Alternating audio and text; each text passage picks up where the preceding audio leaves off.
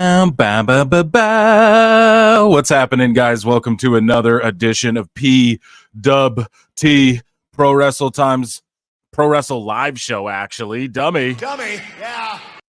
And, oh, look who's here with me. We have everyone, round of applause for Awful Wrestling, who's decided to right at the tippy top of the show. How you doing, Awful? I'm doing all right. How about yourself, my man? Man, I'm doing really good, actually. I got TNA Rebellion on here. So, folks, if you're just tuning in, please hit that like. You might notice if you're subscribed to both channels, Pro Wrestle Times as well as Pro Wrestle Clips.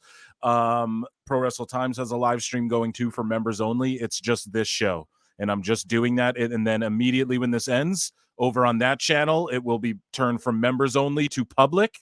And then you all can just watch the replay automatically. I got a weird thing, but you guys got to trust there's a method to the YouTube madness here. And yeah, make sure you hit like and subscribe at Pro Wrestle Times, at Pro Wrestle Clips. Awful Wrestling, man. What are you up to tonight? I just put down the blunt and picked up the phone, and now I'm talking to you. Happy 420 to you too, my man. Yeah, no doubt, man, no doubt. Why were you so late tonight? Me? Why am I so late? Well, you know what? Where I'm at, actually, it's like 6:45. I guess that is a little late for me. But I just, I had to make some chicken. I got really hungry. I was smoking. I had to make some chicken. I had to eat a little bit, stuff my face. I had to get Rebellion on the tube and just kind of, catch up with a little bit of this and that. But yeah, I'm a little bit later. But yeah, I'm just Central Time, so I don't roll the clock forward or back. So to me, gotcha. I'm like, this is normal time. Yeah. But yeah, what about, are you checking out? Are you a big avid TNA guy or what? Goddamn, I had no idea that the show was even on. That's how much I know about TNA Rebellion. I've rebelled against the pay-per-view. Yeah, dude. Like they have, so just to give some notes so far on what's happened, like Joe Hendry just got the shit beat out of him by AJ Francis and whoever else. Rich Swann, and then there was an X Division match with Mustafa Ali, who's just doing his full-on NXT gimmick in TNA. And, yeah, sorry, there's someone, and I'm glad we beat you in WW2, Anne Hathaway fan. Okay. But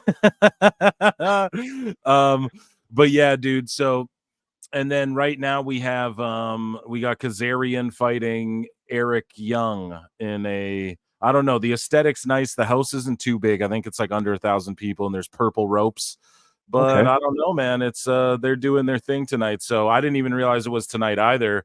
But I'm glad I threw it on because AEW Dynasty's tomorrow, and I'm not too incredibly hyped for it. How about you, AEW Awful Wrestling?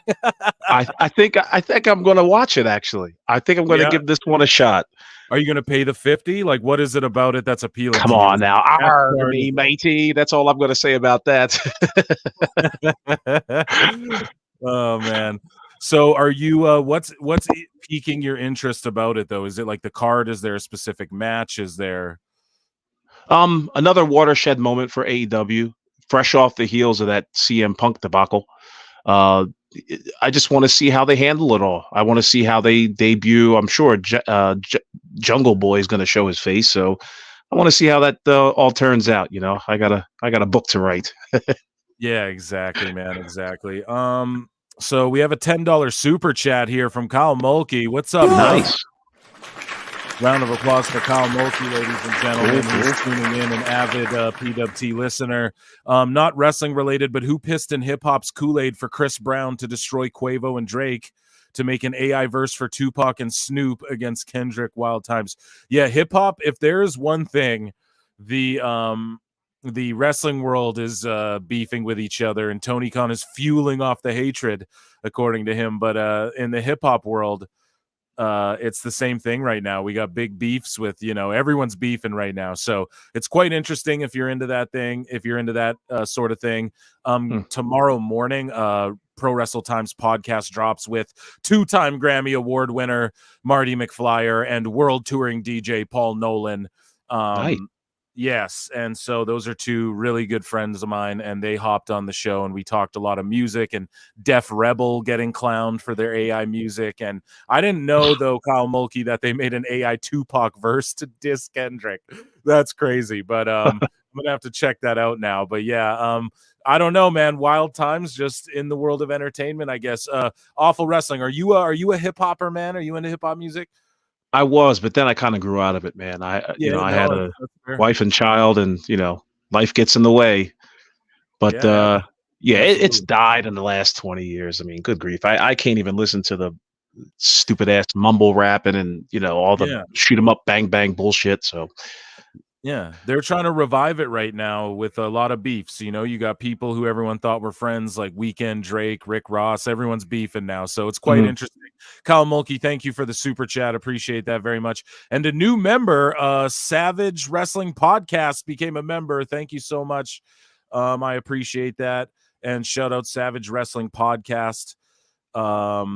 You too. I see you around all the time, just all over social media and everything. We have Derek Hans in the chat. Breezy laid that dude to rest. Sorry, my mouse is acting weird. Breezy laid that dude to rest. I didn't hear Chris Brown dissing anyone either. So if you don't know just how bad Vince McMahon's booking was, Eric Young left WWE for TNA. No more needs to be said. Yeah. I was at Coachella 2012. Tupac lives. It's a beef season apparently. Yeah, so members are in here. They're all about the hip hop beef as well. But we came to talk some wrestling. Let's talk about some wrestling. So 35 of you in here. I want to see like 25 likes on that video. Savage Wrestling upgraded to Tribal Chief. I want to say I appreciate you for that. And also, I forgot. That reminds me. I have to read off the Tribal Chiefs. I'm gonna read all your fucking names off here. I didn't get all the plugs in right at the beginning. So Gilgamesh, Rouse J 1199, Sal Dostry, Kyle Mulkey, Joseph Morales, Derek Hans, Liam McBlain, Cruz Madrid, Sask Prophet, Ninja Boy, and now Savage Wrestling Podcast. I appreciate you all so much, our Tribal Chiefs. So right now, yes, round of applause. Thank you so much. So we have Eric Young getting slammed on a ladder. But I know what you all want. You all want to make fun of Dave. You all want to talk about, I guess, Collisions on tonight too. So might switch over to that. I don't know. But you guys want to look at Phil Marks's bookmarks, and that's what the hell we're gonna do. So here, let me share this screen. And let's talk some shit here. Awful Wrestling. These new tag belts, the new Raw World Tag Championships. They're not called Raw anymore. They're just called the World Tag Championships and the WWE Tag Team Championships. Your thoughts on the aesthetic? And how do you like them reverting from those old kind of cartoony belts? It's an improvement, but I just don't like the way the embossing is. Like it looks like both of the belts look like they've been made, with a laser cutter, that new type of printing bullshit that they've got. But I like the one at the bottom. The one at the top, I mean, why is it a perfect circle? It looks crazy. Yeah, I mean, which one do you like better? I like the shape of the bottom one, but I like the color and the aesthetic more of the top one, I like the bottom one. The bottom one is a nice little throwback, but somebody had a picture of the old tag team belts, the ones that like Demolition and Legion of Doom used to have. I just thought it was just so much more creative looking. You know what I mean? Like it popped out at you. This one looks flat. It doesn't look, nothing really going on with it. Yeah, I thought they'd maybe add a little blue to the WWE tag one there, but I guess that would have been awesome. Solid gold. Yeah, but I don't know. I don't hate on the one everyone's calling it, saying it looks like a pizza. I don't hate on it too much. It's kind of paying homage to the last belts. I don't hate on these too much. I like them a lot more than I don't know. They're trying to just keep them branded. Raw's got its own sort of belts that look similar, and then SmackDown the same thing. So I don't know. I'm not mad at it, but definitely it's I agree with you. It's not like a lot of people are acting, I think, like these belts look greater than they actually do. But oh well, to each their own. So yeah, I wanted to talk about that. What else? Don't worry, guys. Always know I circle around to Meltzer. We have some, while we're on the topic of WWE, so there have been some releases. Awful Wrestling. Have you heard about these? There was 10, I think, today. I heard about Veer Mahan, and who's the other gentleman? Jinder Mahal. Right. Oh, and Xia Li apparently. Yeah. So Xia Li, Zion Quinn, and then as well as Indu Shear, both of those guys, and Jinder Mahal all got released. Jinder Mahal tweeted out like, "Fuck it, I quit." Right. But then WrestleOps, I guess, via WrestleOps per PW Insider, said that WWE released him. Actually, he didn't actually quit, and it's a 90-day non-compete. What do you think about Jinder may have burnt a bridge there by going like, who the fuck is Hook or whatever? Do you think like he's even going to try and get a job with AEW, or do you think he's more? You got it right the first time. He'd probably be more better in TNA than he would in AEW. He's not going to make a difference if that's the question in AEW. Right. Do you think he's going to pop a big number? Probably in India if they broadcast out there. Yeah, I mean, what does he do? Debut and they just stick him with like Satnam Singh or something, you know? Like what would AEW even do with him? Just something like non-creative. And of course he would have some sort of heat. You know, like if they booked him versus Hook in like a one-off and put Hook over on him, that would be hilarious. Oh, that would be fucking terrible. I know, but it would be. Would you not like pop? Like that would be the most like one of the grossest things you could do. I'd pop to the next station. Yeah, right. Yeah. So you don't think like, are you a proponent of like Xia Li or Jinder Mahal? Are you like, oh, what the fuck? Or is it just to you, you know, like how do you feel about them making these releases? It's another Saturday. I'm curious as to why they let them guys go. Don't they have like a gigantic market in India? Like what's going on there?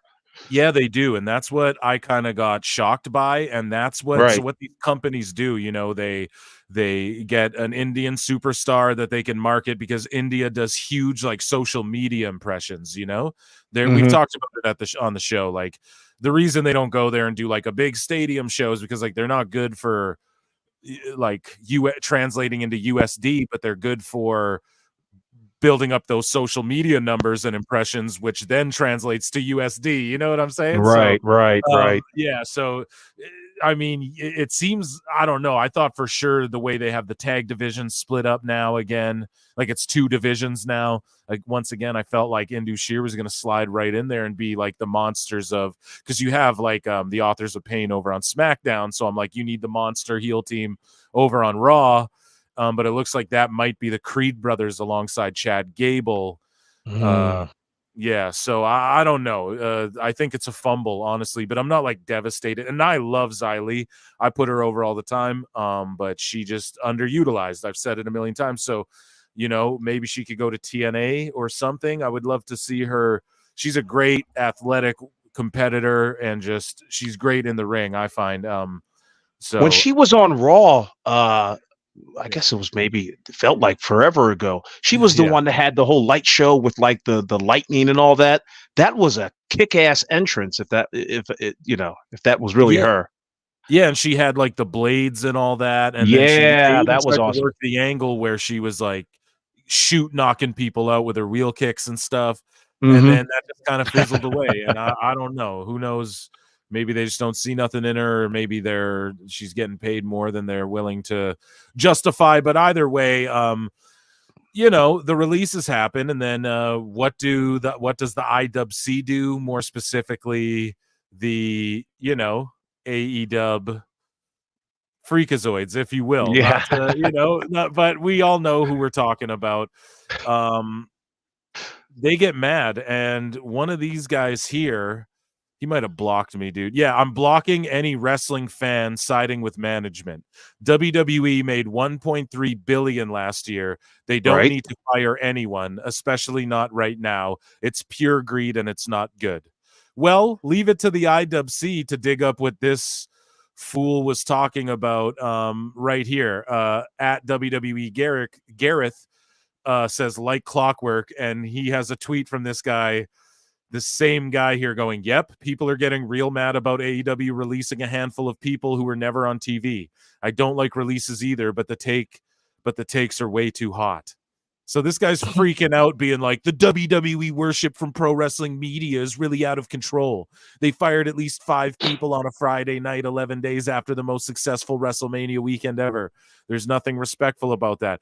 But it's just like, yeah, just no logic. Big fucking dummy. Let's drop this guy a dummy being triggered. Yeah. Because they've been doing that for what, 30 years now? You know, well, it's just like how the fuck people are getting real mad about AEW releasing people, and then he's just getting real mad about WWE releasing people. And what bias from the media, dude? The media is always like, the mainstream media fucks with WWE, and then the other media is all just like working double time to try and get AEW over to people that it's not over with. You know what I mean? So right. I don't know, man. Just cope from the fucking IWC and the usual suspects. You know what I mean? What do you make of this? It's this, you know, it's the same run around all the time. I mean, they're going to get upset over every little thing that, you know, WWE does. But meanwhile, they keep their mouths shut when, you know, people from the AEW are unceremoniously fired or let go, or Tony Khan just lets their contract run out. I don't see the big deal in either one. That's my thought on it. I'm sure Jinder's going to find work. I'm sure Veer Mahan is going to find work. Zaya, they're all going to find work somewhere. When they've got WWE on their resume, come on, man, you can find work anywhere. Yeah, Jinder just worked with The Rock too. I mean, come on. Yeah, really. And that was his last appearance, wasn't it? Yeah, and WWE was working with The Rock. Like, you can't ask for more than that, you know? Right. Yeah, you got to give me a moment. I'm going to try to load up this TNA Rebellion so I can be on time with you. Oh, absolutely, man. Do it up. Kazarian is just fighting right now, and there's tables involved. I'm not. I think this match is one of those Monsters Ball or Full Metal Mayhem or whatever the fuck they call it in TNA. Right. But speaking of, like, you know, the IWC getting triggered, the veteran Jack Vaughn. So we played it on the last show. He did the indie chops with, I don't know if you saw that, with Cash Flow. Oh yeah, I saw it. It was awesome. Chops. Yeah, so Jack Vaughn, he makes tons of videos, but that one really triggered people, right? And it was you know, specifically fans getting mad at like the Eddie Kingston thing, but they didn't get mad at like the super indie where he like chops his thigh or whatever.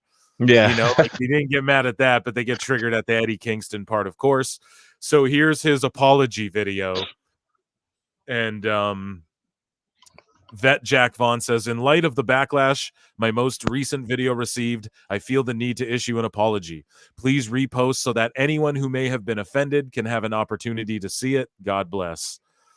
And here's the Vet Jack Vaughn. Let's hear his apology. Hello, everyone. It's the veteran Jack Vaughn. Earlier this week, I posted a video that was met with a lot of negative feedback, and I wasn't expecting the kind of backlash that it got. And to be honest, I thought that I was just making a harmless joke, and my joke was kind of met sourly by some of you. Some of you don't like the way that I tell my jokes, and that's totally fine. So I do want to take this opportunity to issue an apology. If you are a wrestler or a fan that has felt offended or victimized or abused by anything that I've said or done in any of my videos, I truly and genuinely am sorry that you are such a bitch. I'm sorry that I didn't start calling you guys out on your indie-rific BS years ago. And to be perfectly honest, what I'm most sorry about is the fact that independent wrestling is full of so many smart marks that don't have a clue. That's what I'm sorry for. Oh, shit. Oh my goodness. How awesome is that? Oh man, he's kayfabing a bit, like that's his gimmick. But yeah. Oh yeah, he comes back and says one more thing. The only thigh slap in the business that actually makes any money. Oh shit. Oh shit. He went hard, dude. That's awesome. I love that guy. Make sure you follow him. That's his gimmick though too, is he's working his gimmick a little bit there, but I enjoy guys who kind of do that. What do you make of that video, and what was your reaction when you saw the whole chop one? All right, bro, let me tell you something. So I thought this guy was legitimately apologizing, but I was so mesmerized by that Andre the Giant shirt that he was wearing. I was like, that thing is cool as hell. So I paused it. And then I I made a little comment in one of my group chats, like, I can't believe this guy actually apologized. And then I played it again, and then I heard it, and I just had to pop. It was just so awesome. He got me. He worked me. Oh, dude, that's good. That's good when it works out like that. Yeah, dude. So, man, what I got some more things, guys, that I want to get into, but Awful Wrestling, what's been piquing your interest in the world of pro wrestling lately? What have you been doing? Just collecting your data, if you will, writing the book, I mean, I'm just collecting data, not actually doing chapters at the moment, but I'll tell you what, SmackDown piqued my interest, and that's only because I just watched it a couple hours ago. I love this whole bloodline situation going on with it's fucking awesome. It brought me back to when the night after WrestleMania 14, Triple H came out and was just like, you look for new blood, and he brought out his whole minions, X-Pac, and obviously the New Age Outlaws. But that's what it reminded me of. It's just like, that's how you do storytelling. It's a great callback, and it's a great forwarding progression for the bloodline. So that's really been like something that was really weighing on my head today. So cool. And so, like, Tama Tonga, were you familiar with him prior to his, were you familiar with his work, or just by name, or did you even know I saw of him clips, but it's not like I watched full matches of his. I know he's Haku's kid. What more needs to be said after that? Why? Exactly. My question is, why hasn't he been in the Fed for like the last, I don't know, 4 or 5 years? What's up with that? Do you know anything? He's had open talks with them for like years and years. He's always been cool with them, but it's just a matter of he was just doing his thing in New Japan. And, he picked the right time because the bloodline needed a fresh face. It's keeping the storyline interesting. And I've been saying it since Solo got brought into the bloodline. I was like, it's going to be him and Roman, like battling for, I don't know, because we're gonna see lines drawn like between Rock and Roman and Solo and Rock and Roman. Like, that's all coming. We're getting this Survivor Series is gonna be insane. It's gonna be bloodline, all out warfare, dude. But I don't know. Yeah, I like he has a tag partner, Tonga Loa, who's like his cousin or whatever, and it's just cool because Rikishi and Haku were tag partners. So why the fuck can't their kids be tag partners? You know what I mean? Right. And then I have it under good authority. I'll just put it on that Jacob will be turning up like real pretty fucking soon, Cool. Yeah, Zilla probably not. He's probably going to spend time in like Reality of Wrestling and working with Booker T and all that, and working maybe NXT, but I think he'll just stay in Reality of Wrestling for a while. But Jacob, though, is going to turn up as well. So I don't know if you're familiar with him, the Samoan Werewolf, but he's gonna, who knows what side he'll be on, but this is all going to shape up really well. And then you have The Rock involved with like Cody and all that. And I truly believe we're going to get a Rock Seth match eventually too. I know people are like, nah, but I think that we'll get it. There's no way Rock talked way too much shit on Seth to just not give Seth that match. So I don't know, man. Until he called him the MVP, which is crazy. I'm excited for all of that though, but I also liked how they had Tama like bloody up KO. Right, that was cool. Down, like that was really good. It lets you know like the level this guy's operating on, and he gets it. Yeah, he gets it. And I was shocked at how people responded to Solo. I mean, first off, he showed a ton of personality. Like I was completely flabbergasted on how emotive he was. And every time he tried to talk, the crowd, booed him down. But I thought he did great yesterday. He was so good. Paul Heyman, another master class in verbiage and how to speak and all that. But he carried the show. Those two gentlemen carried the show. Paul Heyman and Solo. It was awesome. Okay, now guys, Mike Santana just debuted in TNA. He's back in TNA. Confronting. Here we go. Let's fucking go. Here we go. Are you an old LAX or Proud and Powerful fan? I used to be. Then they got kind of lost in the sauce at TNA, especially in AEW. Like, what the hell? How could you? They fumbled them so hard. Holy smokes! Another of the 1,000,001 cuts that show that Tony Khan doesn't know how to book, doesn't know what he's doing. Yeah, dude. I'm excited. Mike Santana, let's go. And did I yell Angel Ortiz? I might have yelled Ortiz, but I think he's still signed in AEW. I thought they were twins. Like when I first was watching like LAX, I was like, "Oh, aren't these guys twins?" Like that's what I always thought too. Yeah. But yeah, but like when you see like, I don't know, Santana though, when AEW was always to me the biggest flop. Like as far as LAX, like, or I always call them LAX, even though because I don't really like that name, Proud and Powerful. Like it never resonated with me, but just Santana and Ortiz. But yeah, I just always feel like they were like the next up to be champs, and they just never pulled the trigger. Same with like we were talking about on the last podcast, SCU and Scorpio Sky. Like they just fumbled Scorpio Sky so fucking hard. Awful.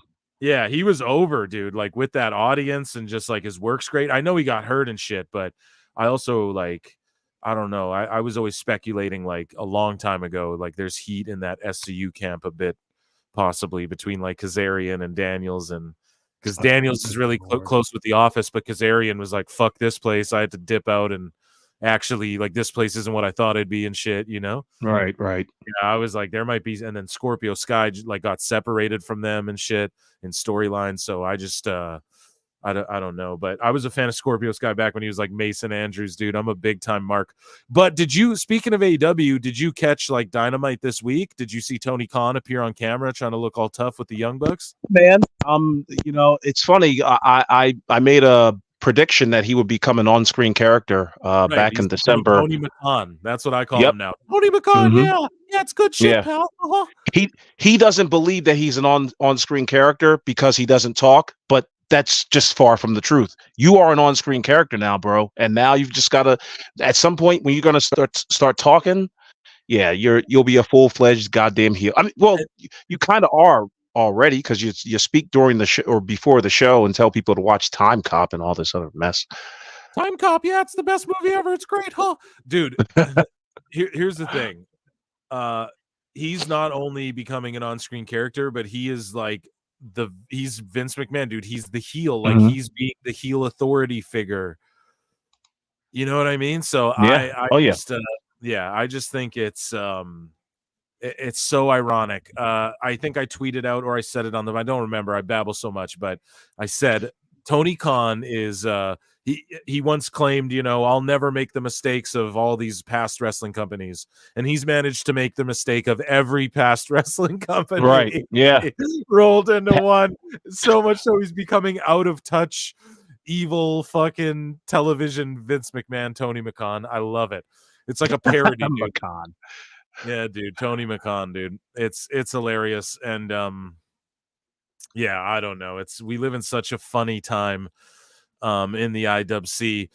Speaking of which, though, AEW, they have like a $2 billion valuation. What did you make of all that? You're laughing. What about Evil Dose is talking a lot about? I want him to come on the show tonight. He's talking a lot about the TV deal. But yeah, sorry, your thoughts first on the $2 billion valuation, and then let's talk about the TV deal a bit. $2 billion is far too high an evaluation. Evil Dose, I have some disagreements with my buddy, but on the $2 billion evaluation, we both agree. That's just ridiculous. That's preposterous, man. Yeah. And I like how they talk about like this comes from Forbes or whatever. No, doesn't this come from Alfred Kanua? I mean, no, I don't think he wrote it. Did he? Okay. I have no idea, but I know it's easy to assume that but I think someone cleared that up on the last show. They were like, no, it wasn't Alfred, but it's, I don't know, man. I don't know. It's either way. Like Forbes has clowned on AEW as well. Recently, they put in Forbes like CM Punk defeated Jack Perry. That was Kanua. That had to be Kanua. That shit's hilarious, bro. So, did you see here? We have our member Jess. Did you see that cringe tweet Dax put out about the Forbes thing? No, I did not. I can look that up quickly though. Yeah, please. Dax is always talking, boy. Just can somebody on X screenshot it, the Dax thing, and then at Pro Wrestle Times tag me, and screenshot it, and then I'll show it on the show here because I'm blocked by Dax, even though I love FTR. Yeah. They're my So am I. favorite fucking tag team. Dude blocked me. So probably for going at Sap. Yeah, so I don't know. I don't know what it is. But you know what? I'll put Sap over. There was some gentleman who was like on Twitter in desperate need. Not an able-bodied person, I guess is the way to phrase it, right? Just being PC, I guess. And Sap like helped him out with a getting him set up to go to Dynasty or watch Dynasty or something. So that's really cool. We'll shut So him he off. gave him his comp tickets. Is that what you're telling me? Sure, but I mean, like, fucking, that's a nice thing to do, right? We'll put him over. Okay, all right. Yay! Okay, come on, bro. Way to go. Yeah, I got it. I'll give him his flowers, I guess, today. We live, motherfucker. Yeah, welcome to the Pac Perry special. Yeah, the 420 Pac. Here, we'll light one up for Pac Perry, everyone. R.I.P. Pac Perry. He's the big pop for. So, what do you think? We were talking about Dynasty a minute ago. Awful. What do you think about, Jack Perry? We call him Pac Perry because he got fucking smoked on PWT.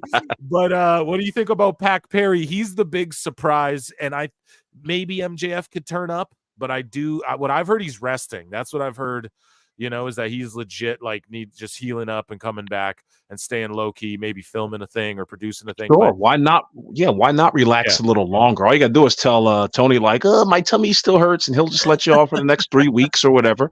But Jack Perry, first off, I forgot which promotion he was in. I know it was a Japanese promotion, but his entrance was phenomenal. I dug it so much.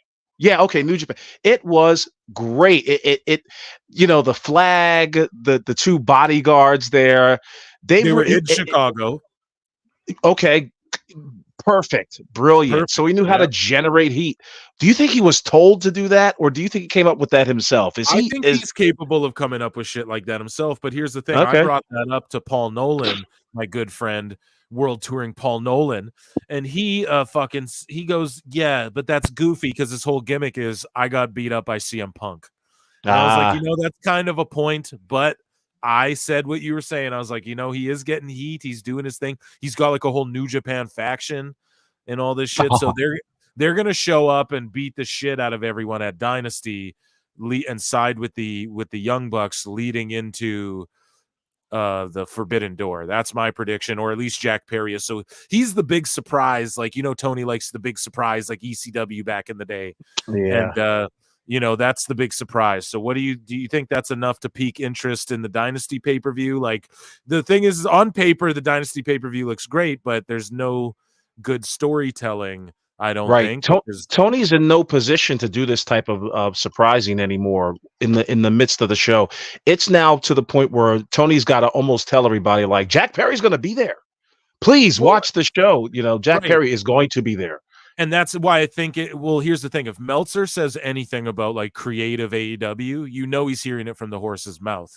So that's why I believe it, But yeah, Tony Khan, I mean, he's just jerking himself off over there and loves it. But to me, I'm just not I don't know. All the matches are going to slam. We're all going to be like, wow, what a great card. And then on Twitter, we're going to be like, this was an awesome card.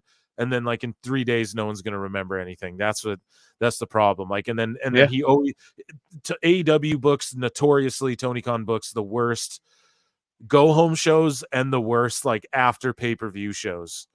Like no one who was because he puts all of his eggs in that pay-per-view basket. He doesn't care about the show beforehand, and he doesn't care about the show afterwards. You know what I mean? Like, everything is in a vacuum with Tony Khan. He doesn't have any long range thinking.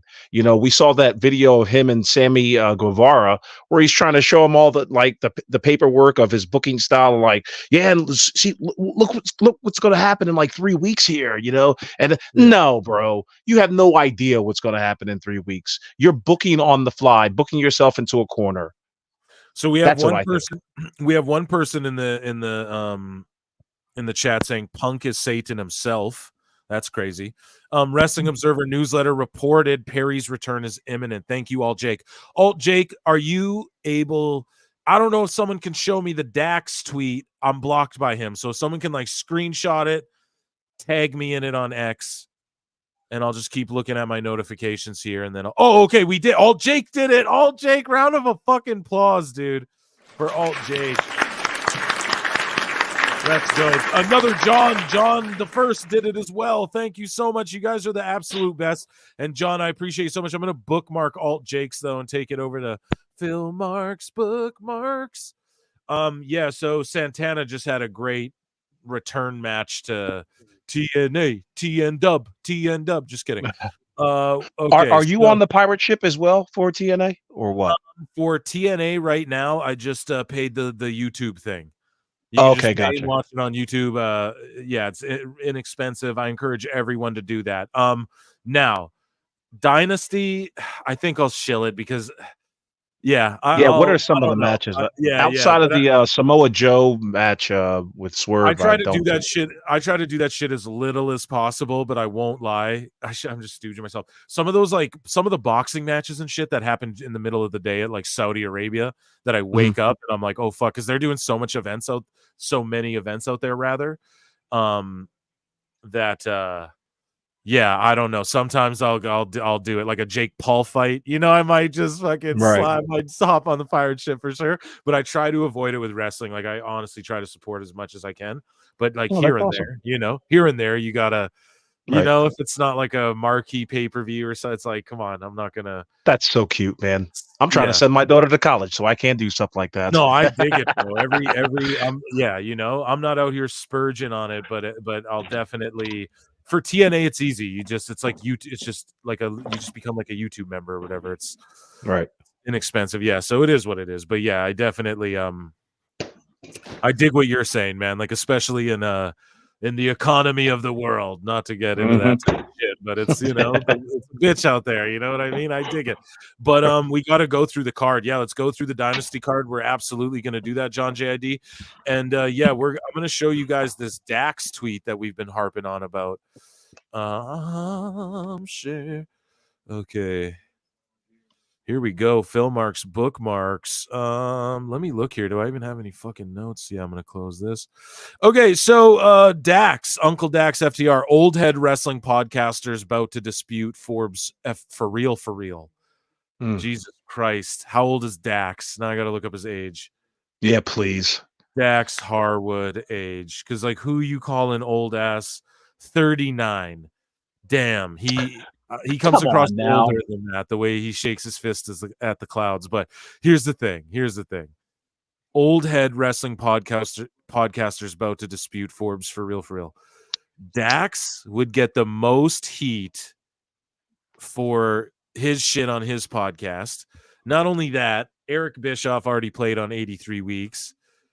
Dax saying like, oh, I love your show and I try to incorporate what you do into my show and shit like that.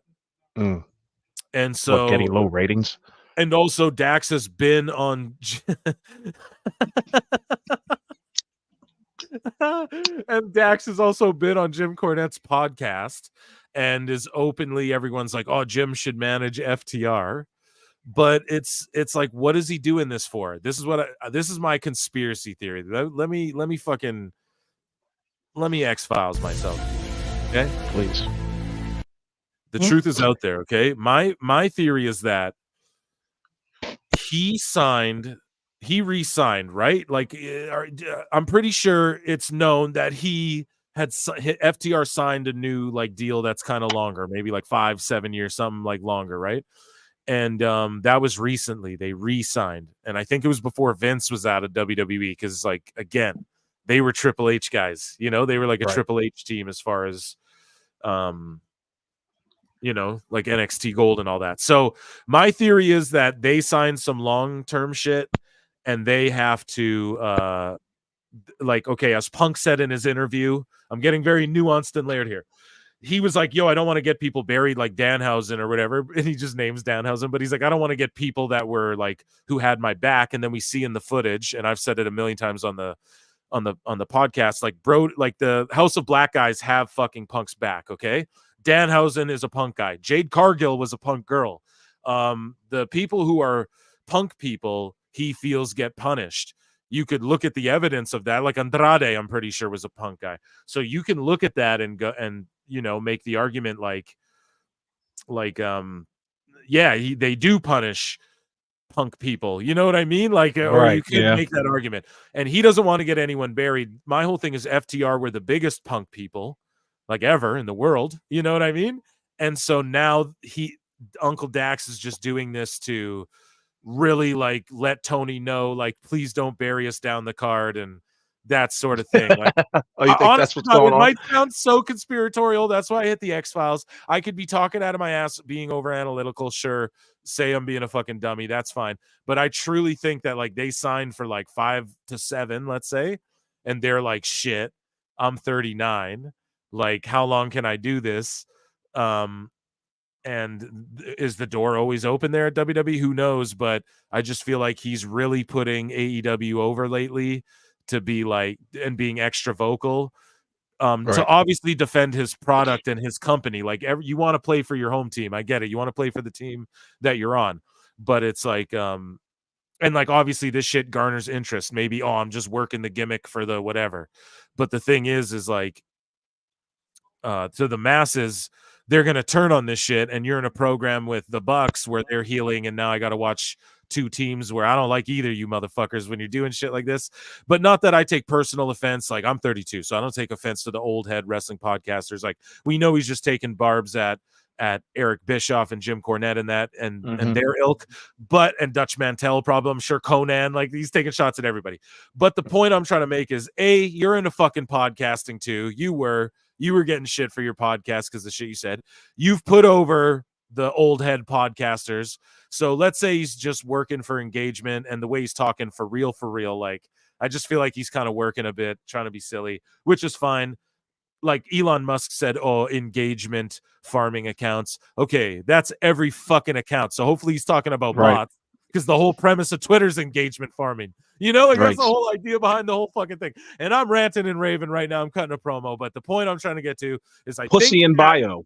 Yes, my fucking conspiracy theory here. Yeah, pussy in bio. Yeah, get the fuck out of here. Or like the spaces in between, like I give head or whatever, Right. But the point I'm getting to is, I think he's doing this because he's there for the long haul, and he doesn't want to get buried down the card, or he doesn't want the stigma of backstage, of anyone backstage thinking like, oh, well, he's probably just talking about, or he's like probably a Punk guy and stooging shit to Punk and being a hater, like, like that could be the stigma of new people coming into the company, etc. So I think that's why he's doing this. He's really like, no, this is my team, and that's why he's doing it, and doesn't want to get pushed down the card. That's my theory. What do you think? Do you think he's just frustrated because he knows he's going to be counting the lights tomorrow, or what? No. I think maybe a bit of that. Because I think the FTR's for sure going to lose, but I just think it's that they know, like, okay, it's the Bucks who already wouldn't lose to us, like, who already were accused of burying us. We're super, like, Punk guys to where people want to see us team up with Punk and fucking fight you guys and shit. And I just think I think he's like, oh shit, I need to really stand up and let everyone know, no, like, I'm happy for this place. Because, like, let's face it, WWE's not going to give them the same money Tony probably does to keep them around. And the thing is I just feel like it's like, okay, where's Ricky Starks at? You know what I mean? Like, yeah. Kind of half-ass push him, but he's a Cody guy. So where is he? He should be on TV all the time. But doesn't Tony Khan understand? Doesn't Tony Khan understand? No. Like, he could be a Tony Khan guy if you just push these people. No, like, he try to get that. He doesn't it's know crazy. He wants to hug them. He wants to hug them and then watch their shit on the monitor and go, "This is great." Yeah, yeah. 117 of you guys in here. I need likes on the video, please. Let's get to 100 likes, or I'm gonna start reading the Jeanette Grant text with Vince McMahon. There are 24 likes. I'll read them in his voice again. Don't make me do it, guys. 117 of you are watching. Let's get to 100 likes. At least to like 80. Come on, don't be stingy, guys. Don't be stingy. Eddie Edwards is battling Trent Seven as well as Mike Bailey, and then Eddie Edwards, like, he has a whole faction with Moose and all that. So this match is okay going on. Not gonna lie, more into the convo, but yeah, as we were talking about, I guess, or I mean, just your last thoughts on this like whole Dax thing, and or if you have any, and then we can move on and talk about some other shit. He's just too involved in social media. That's all I can say. Like, a lot of these wrestlers are just too involved in social media, and it's not really helping their cachet as far as like popularity or any goodwill given to the company. They need to just put a moratorium on these guys tweeting. WWE has a spectacular way of having, like, it's almost like the wrestlers in the WWE know how to play along with the Twitterverse, knows how to work their audience. In with AEW wrestlers, there's like a combativeness always with these guys, and it doesn't help the goodwill of the company. Yeah, there's some people in chat saying, you know, it's a humiliation ritual for being friends with Punk. That's crazy. At what cost? Oh my god, I gotta go watch those uploads during that shit. Yeah, preach. Let's go. FTR gun is too sexy to be attached to this guy. Okay, Jess. Thurston out here, Jess. Dax is an ungrateful dumb fuck with absolute zero pride. Whoa, hold on. Jim Cornette put them over more times than I could even count. Fuck him. I agree, and I don't blame anyone for taking it personal. That's what I mean, like Dax taking it personal. No, but I don't. I agree with the Jim part. I don't agree with like the dumb fuck zero pride. I'm not like getting down with all that. Just because like I honest to God love FTR, dude. I know the dude blocked me. I'm not gonna sit there and be like, oh, they're shitty wrestlers or anything. But hey, no, they're not shitty.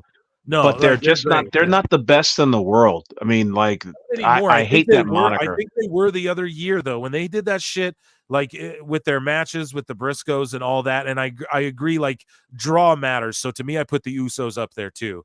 But I just like, in all honesty, man, I think they're one of the best ever. Like maybe you could argue it that one year, but like if you were to argue like the Usos against them or something, I'd listen to that all day. But how much of that is longevity? Just because they've always been in a tag team. I mean, that's what I'm saying. Like, because the Young Bucks can get away with that same type of nonsense. We're the best in the world. Why? Because you were, together for the last 13, 14, 15 years or whatever. Like, I mean, you're not drawing. And that's what I would consider being the key thing. Exactly. Yeah, is drawing. And that's the thing that, that we both, guys, we're at 38 likes, 117 watching. Get those likes, please. If you haven't liked, hit that like, okay? Please, it helps so much. You have no flipping idea. And get us to like 80, 90, 100, and I'll kiss you all. We do it every show. We always get there. You're always talking about like great tag teams. I think Heart Foundation, British Bulldogs, Midnight Express, Road Warriors. I could go on and on. I think the Killer Bees were awesome, but to each their own. I mean, I definitely agree with those ones you listed there. I put the Road Warriors up there as like goats. I don't know, man. Like the Steiners, lots of them, dude. Over hey, Neckbeards has made the chat. Awesome. What's going on, Neckbeard? Alole boys. What's up, Neckbeards? Neckbeards, you're welcome to like join into the show if you want. I can DM you a link, or if you just want to hang out, you can just hang out and chill too. But it's good to have Neckbeards here. And yeah, let's get. Oh, you know who I forgot? I'm so sorry. I hate bulldozing, but like Doom, Harlem Heat, like these are great. Harlem Heat was the shit in WCW. They were my favorites. Yeah, I loved Harlem Heat. And I was actually gonna put over like, I don't know, I really love the NWO. Like I love DX. I was a mark for like the factions, and so like the New Age Outlaws to me were the shit. And then also like I loved Hall and Nash when they were teaming. Like I know a lot of people, it's not like they were putting on like the greatest matches, but they kind of were, because they're guys who could they're so fucking over. They just go in there and not really do anything, and it would just wanted to watch them. Yeah. So, and right now we just have Trent Seven doing the Eddie Kingston chops. Yes. In this TNA match. So Booker T and Gold Dust. Yeah, that was like not a goated tag team, but that was like an entertaining one. You know what I mean? Right. Everyone hit that like button, please. I agree with Denisha Lane in the chat. Thank you so much. Love their theme. Yeah, I love FTR's theme.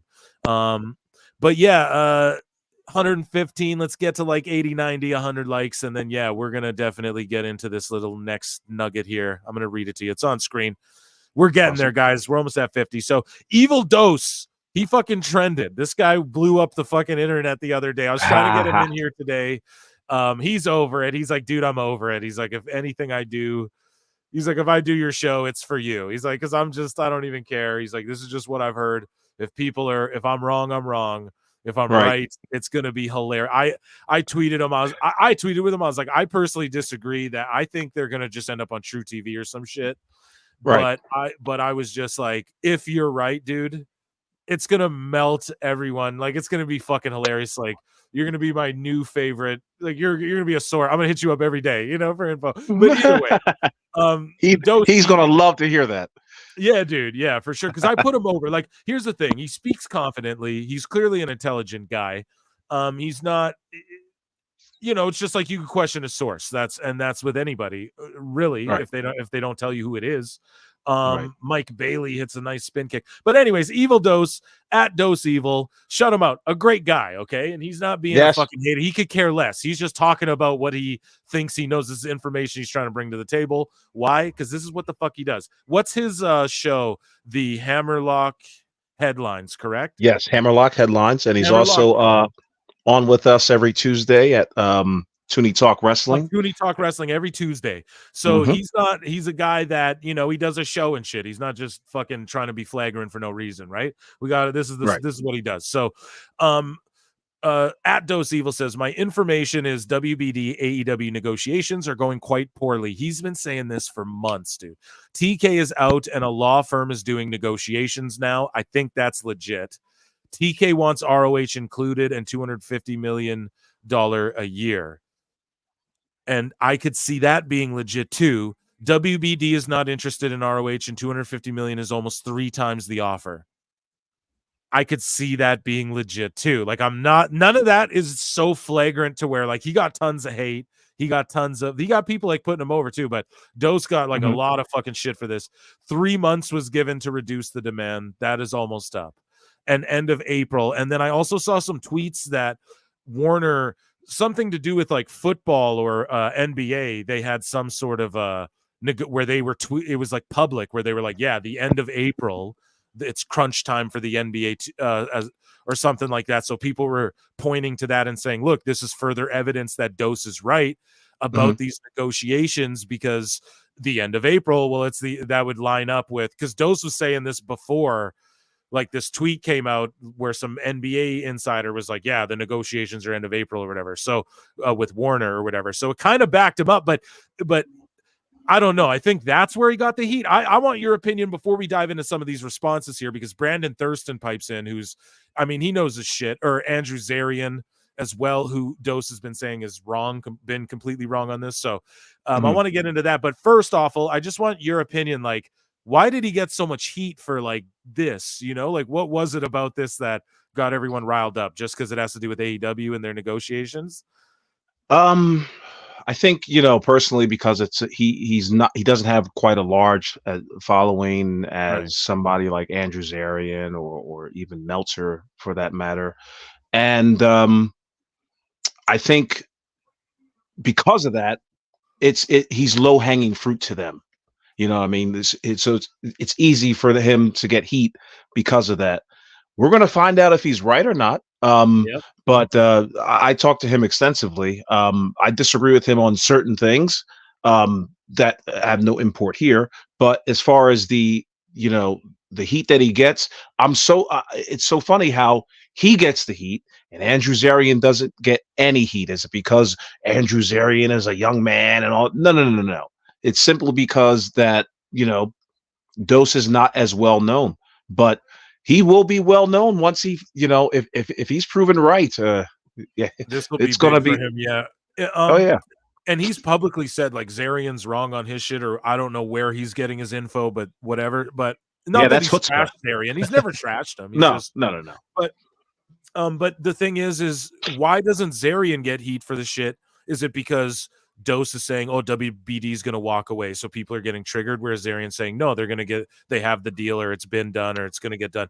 Why? Because one's positive and one is like seemingly negative. I just feel like it's some of that too. Like people are just triggered because it's like, oh, what? No, AEW get a deal and shit. And it's like, well, it's not like he's, but like you said, it's a small following, but his sources, if he's correct in what it is, like I'm going to try to get him on right now. I'm talking to him now. Yeah. Okay, great. Because I sent him the link, and earlier in the day I was like, will you come on tonight and talk about this? And he's like, you're a brave man. And I'm like, look, dude, I just want to talk about the shit. We're not breaking news. I'm not trying to break no news here. I just love hashing the shit and speculating. And I like digging around and poking around. And, I have friends who tell me shit that I don't just like say out on the show, unless someone's, so it's all good. Like, it's not even about that for me. You guys already know, like, we make fun of the sheets here. It's just a matter of like, he's claiming this shit. It's spicy. Let's talk it out. I'll have Zarian on too, and they can debate it right here. Like, I've got a question for you. What compels you to believe that they're going to True TV? Because True TV was there. Warner was talking all this shit about True TV, and me and Marv have talked about this off podcast a bunch. We agree on this fully. Fucking True TV is hyping up that it's going to be sports and entertainment. So to me, I'm like, they're just like, they're going to focus more sports and entertainment, like sports entertainment, reality type shows we'll see on there. So why not just move AEW to True TV? Or at least like Rampage and Collision will go there. And because here's the whole thing too. I've heard shit about like, they're not interested in Collision or Rampage, but they're interested in Dynamite and the pay-per-view business, like model that they have going or whatever, like business. And that they want to get in on that. Well, we should read what Zarian and Thurston and them say. If we can we'll read it. And if you can get Dose in here, that'd be great. You can just send that link to him, or I can send him one. I DM'd it to him earlier. Tell him I sent him one in the gotcha on X there, folks. Yeah. I just want to double check that I did. I'm like certain I did, but I don't want to open my Hardcore Pawn. Wasn't that on True TV? Yeah, that's what I mean. But guys, it could go on True TV. Like, that's a real thing, and it's not a clown moment, like, oh, clown AEW for that. But it kind of is funny. Like, what are they going to do with their TNT and TBS titles? Oh, the True TV title. Like, to me, it's kind of funny. But they'll just drop them. Yeah, and like, I could see Dynamite staying on the main network and then the rest of everything else going to True TV, and I could see them passing on Ring of Honor. That's my personal opinion of what I think is going to happen. So I don't know, and if they're not interested though, I wouldn't be shocked either. I would honestly applaud those. I would just be shocked because then it would just validate everything Dose has been saying. So yeah, and some people are saying AEW will end up on Amazon Prime. Yeah, there was talk of like Roku channel, like they could end up. I heard Dose say that actually. He said something about, dude, like something on with Roku because like TNA's on there, WWE's got shit on there. But either way, so Evil Dose says he reported yesterday. Okay, so Dan the Don tagged Zarian, and then Dose responded and said, he reported yesterday third parties were negotiating for AEW. I reported a law firm was a week ago Tuesday and on 2 podcasts last week. Dose did say that the law firm. Now, he's not the only person who said that. I'm pretty sure like 83 Weeks has covered that. I'm pretty sure that's floating around like that. A law firm stepped in to do the negotiations instead of Tony, like, or at least he appointed one or something. Now, does that mean, oh, WBD can't negotiate with Tony because he's such a dumb fuck? No, I'll give it the benefit of the doubt that maybe he was advised better, and this time around maybe it's like a bigger deal where he's actually listening to someone in his ear, maybe, who was like, or maybe his dad was like, please let the attorneys handle this one or whatever. You know let the grown-ups talk. Yeah, I'll give him the benefit of the doubt, like, I don't think Tony's fully incompetent. I just, because it's just really the problem with AEW's creativity and booking and shit, and that's all like creative, yeah, you can crunch numbers, but is he creatively up to snuff? I say no, so that's just me. Right. But anyways, Andrew Zarian responds to Dose. I spoke. Oh, now they're flexing each other's dates back and forth. It's very normal to have someone do your negotiations. It's not indicative of anything negative. Right. So chill though, Zarian, because he didn't say, unless Dose said other shit I'm not aware of, but like, what's so negative? Like, Dose is just backed in this corner. I guess he is the Garden of Doom, and he's an evil cephalopod. Yes. Yes, but either way, it's like he's not saying all this other shit because lawyers are involved. Like, it's, I don't know. I just feel like people took this too personally. Your opinion, Andrew, and just a gut feel. Do they get anywhere close to 250? I don't know an exact number and don't want to speculate without seeing data to back it. Brandon Thurston is a better person to ask. So Zarian actually tagged Thurston. Shout out Thurston, because he is like the best guy to ask in this regard. I feel like he knows his numbers. It like he analyzes them. It's what he does. I can't sit there and say I analyze how many dollars are coming in and out. I can just sit there and look objectively and go, okay, the smart people are saying AEW lost $150 million and they just signed Mercedes Moné and shit, and their video game flopped, so they're losing money. It's safe to say their buildings are not full. I don't have to be a fucking rocket scientist to figure that out. But Thurston crunches the hard shit. He's able to predict, like, numbers are a lot. There's a lot of shit involved in that, and he's an expert at this. So I'll give him the benefit of the doubt. But I don't even know what the fuck all this means. But 250 million AAV seems to be on the high end of realistic.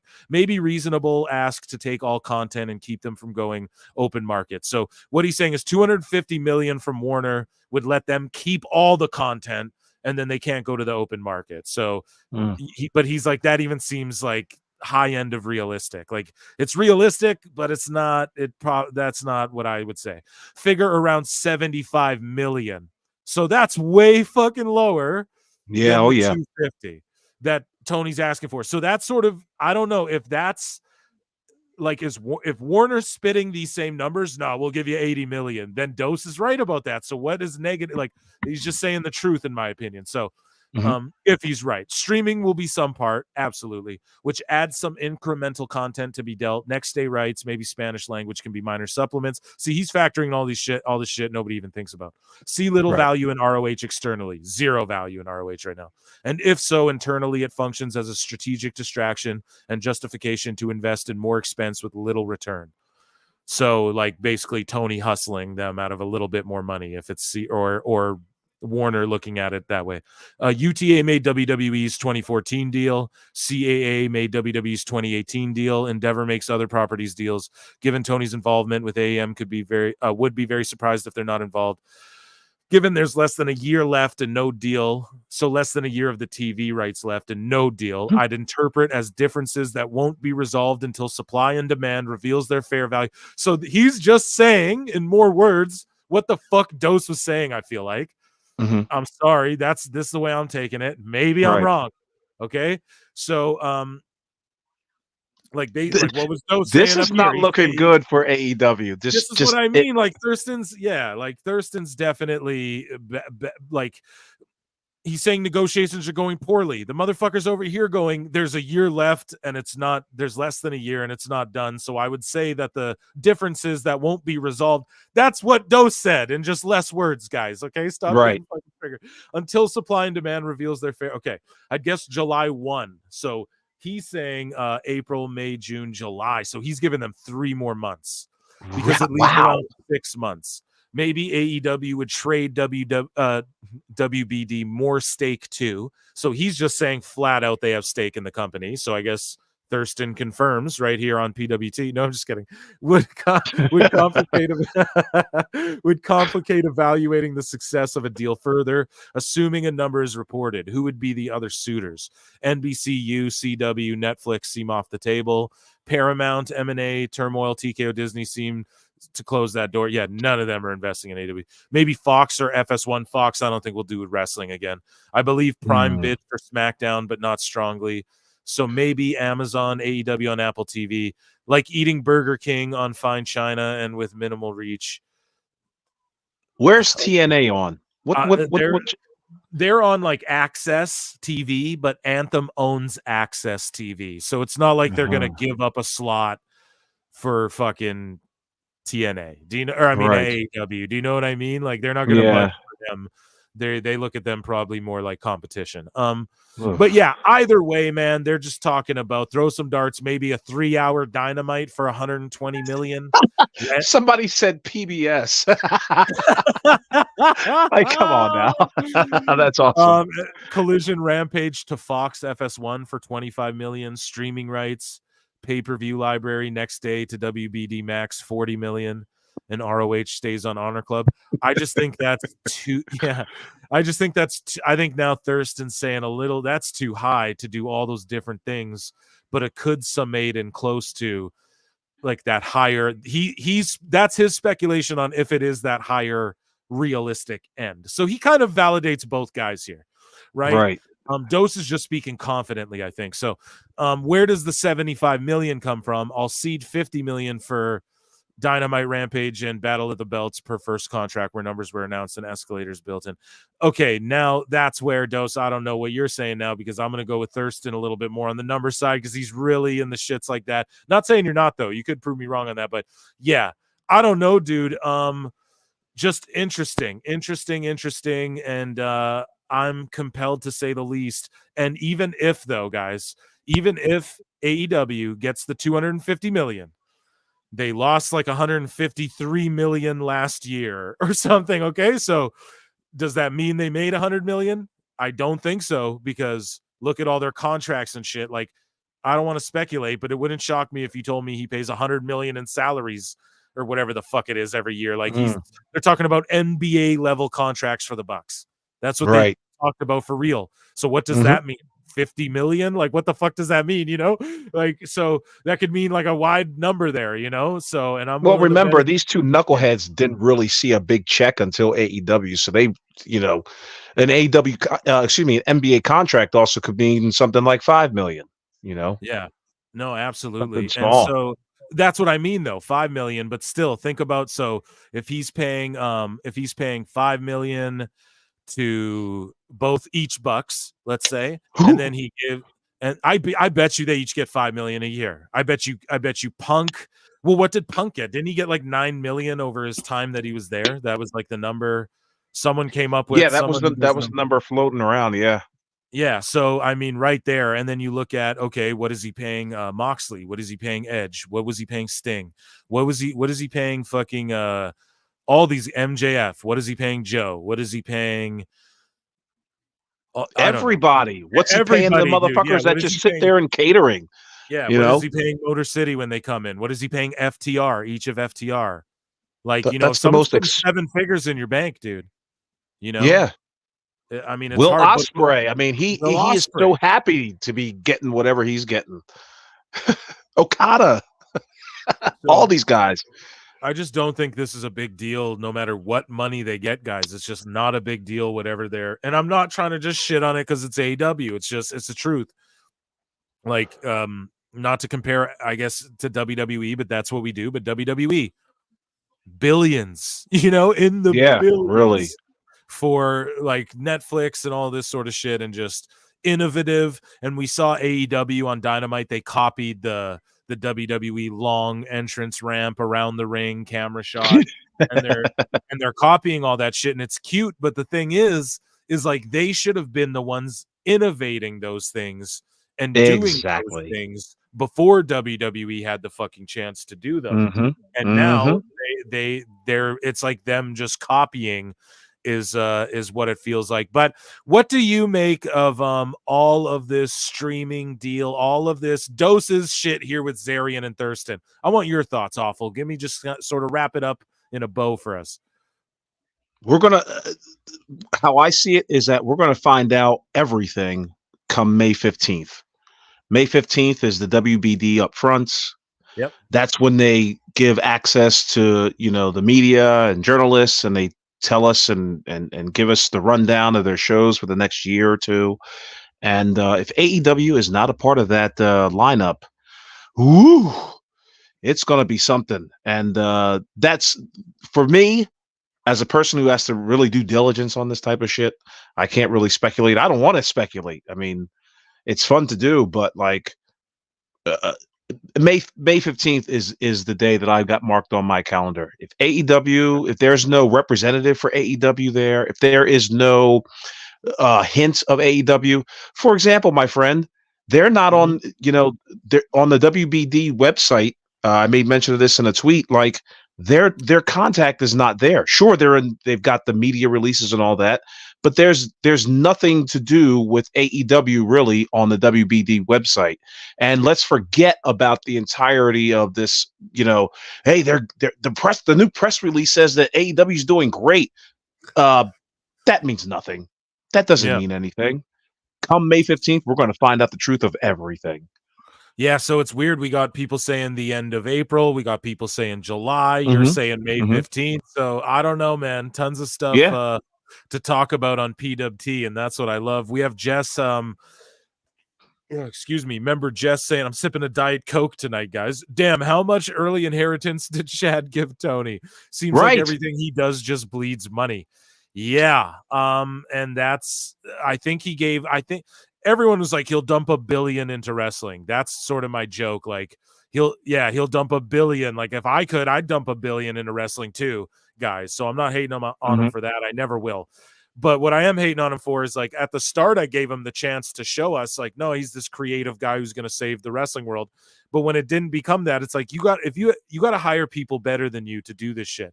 150 of you watching, you know what I'm going to ask you guys to do. Let's get to 100 likes, and then I'll stop bugging you guys. There's 151 of you watching. We're at 56 likes, so I need 100 likes, you guys. Okay? Yeah, 44 more likes. Do it. Yes, we need them. 100, and then I'll stop bugging you guys so much. From John D. Lee for $2, AEW equals FUBAR. Yeah, hey, man, don't hate on FUBAR like that. No, those movies are great, dude. But it basically is, man, at this point. But I don't know. It's weird to me too. Like they popped the rating for the Punk Jack Perry fight. Why didn't they do that on the Go Home show? Why'd they do it the week before the Go Home? Bad episode of Big Bang Theory, perhaps. I mean, that's the only thing I can think of. I mean, the interest level in the Punk in the Punk footage all came from online. I know all those people that watched that particular segment, they came from online because the advertisement to the rest of the world mentioned nothing about Punk. I think if I remember correctly, the advertisement was just like, and coming up, backstage footage from All In, never before seen. Well, that's not going to draw in any goddamn viewers, but everybody online knew what it was about. But now that they blew their wad on that footage, people were just like, not only that, they were pissed off about the footage. They knew it wasn't going to work. So why tune in next week? Yeah, and it's just weird too because it featured a New Japan guy and a fucking WWE guy as well, which is just it's just insane. It's just crazy. It did no one any good. Guys, we need to get to 100 likes. Thank you so much, John D. Lee. We need to get to 100 likes, and then we're gonna go back into film marks, bookmarks, and we're gonna talk about Sting is trending, Collision's trending. So did Sting show up on Collision? I don't know. I'm watching TNA Rebellion. Hammerstone's fighting Alexander in a rematch. I believe this is a rematch. I love both of these guys. Love them. So Dave Meltzer, he's got a dummy of the week, and also Kenny Omega. We've been putting him over on the show and saying he needs to go to WWE. He needs to go to WWE. Well, now he's made huge accusations towards Rossi Ogawa. And so we're going to have to talk about that. And I want to play it. I want you guys to get me to 100 likes, though, please, on the YouTube video. You guys can do it. I know you can. We're Hit at the 70. like button. Goddamn you. We're at 70. I'm begging like a poor man. It's just the best way to support. We get to 100 likes and I'll stop crying about it. Okay, guys, I appreciate you. Let's read some member chats, though, while we're in here. Renegade Zero, I think I'd rather watch one of the new Star Wars movies than AEW. Awful, are you a Star Wars fan? I used to be until the last round of sequels. Yeah, that's I even like the prequels. I mean, they were okay, but I wasn't so much of a mark for a Star Wars. But goddamn, I wanted Rey to turn heel so bad. So bad. It would have been an awesome turn. But what do I know? Yeah. Well, you've only been a fan your whole life. What would you know? I guess, yeah, that's Tony Khan's dilemma too. TK saw the reaction to the Punk Helwani interview and got upset about WrestleMania happening, which is why he just randomly threw that footage on TV with like 4 days notice. Precisely. God, your cat is so cute in the profile there. Awful just said precisely. That's exactly what it was. So, I mean, shit, no argument for me. Really, do you think that was in his booking sheet for the last month? Oh, I don't know. I went on Mark Maron's podcast and I showed him that I have a graph over here, and then I have like I have a whole section over here, and then I just flipped it around one day and went, "This is great. Yeah, this is way better." He actually told Mark Maron, like, please don't share this with anybody. Like, what? Yeah, Mark Maron's like, what the fuck am I looking at, dude? Yeah, right. Who booked this guy? Jesus Christ. Oh, they got the thumbtacks broken out. I didn't see one. I saw that before this, so here we go. The 200,000 people that tuned in all heard it from Twitter, and they turned right back out afterwards. Yeah, you're pretty much right about that. The Bucks didn't bring them back the next week either. They were the lowest rated segment this week. I know, and I keep trying to put the Bucks over for their character work, and they're putting an effort in, and I'm trying, and I'm like, well, Jack Perry will come back, and people are searching him up. Like lately, he's somewhat of a, you know, like he does have people's attention, and like he was super over as like when he was Jungle Boy, you know, so that whole Jurassic Express shit was like pretty over, man. They had a really good chance there to do something cool with that.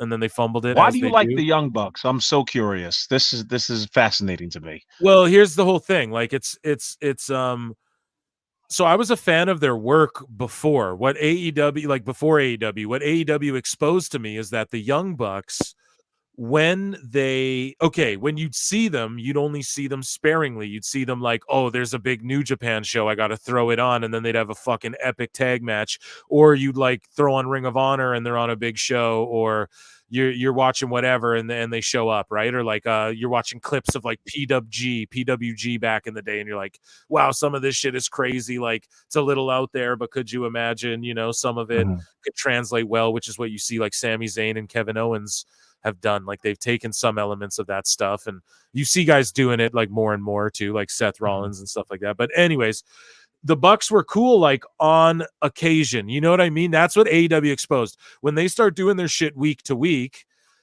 like you just see it, man. They're exposed. Like they just do the same shit. They don't follow the rules. Like they're cool on a card or when you see them once in a while because they push the limit. But if that's happening every week and every tag team is doing that same shit, it just fucking ruins it, man. It really does. And like the allure kind of went away. Like they were almost like a specialty. Like that's what I mean. WWE would know how to bring the Bucks in or Kenny Omega in and then hone their shit, like calm it down to where it would just get super over and draw. I know they'd be able to do it. They did it with Austin Aries and shit. Not that Austin Aries was all crazy or anything, but you know, they're able to get, like they know what to do, man. They know how to plug people in, especially this version of WWE. So the Bucks sort of expose themselves, but current Bucks though, and I won't lie though, they've had some great, like really great matches where I go, yeah, they do get tag psychology, but then as like Marv would point out to someone, he would say, well, you know, that just makes it worse because they, you know, he's like, they know what to do, but they don't do it. And so he's right about that. That's a great point. My thing is like, at least they're trying right now with the gimmick and like, I was live on Last Dynamite, and when Tony popped up on that screen, a bunch of people tuned in to see what the fuck I was saying on the show. You know what I mean? So, and like the Bucks were standing there with him, and they're trying with the whole gimmick. And Okada, when he shows up on screen, he looks like $1 million. The crowd reacts, and he's kind of in their thing. So they're trying to be interesting. They're WWEing it up a bit. They're Hollywooding up. Now, is it cringe? Are they fumbling? Are they pulling the curtain back too much? And then the wrestlers are crying about people commenting on the curtain getting pulled back, you know? Yeah, that's happening. But I can admit, like, you know, I can't just bury the Bucks and be like, they're the shits, you know? No, like there was a time where, you know, especially in Japan, I felt like their best shit happened in Japan though, you know? And some of the stories they were telling over there. So yeah, that's my argument on them. Have you just been a diehard, like, fuck the Bucks this whole time? Or are you now? I don't like them. Like, I'm on some fuck the Bucks shit because of like them not being able to just handle the CM Punk shit and running the laps. I'm talking purely about like their character work and their body of work and all that. Them personally, they don't seem like people I'd like to hang out with or I'd get along with.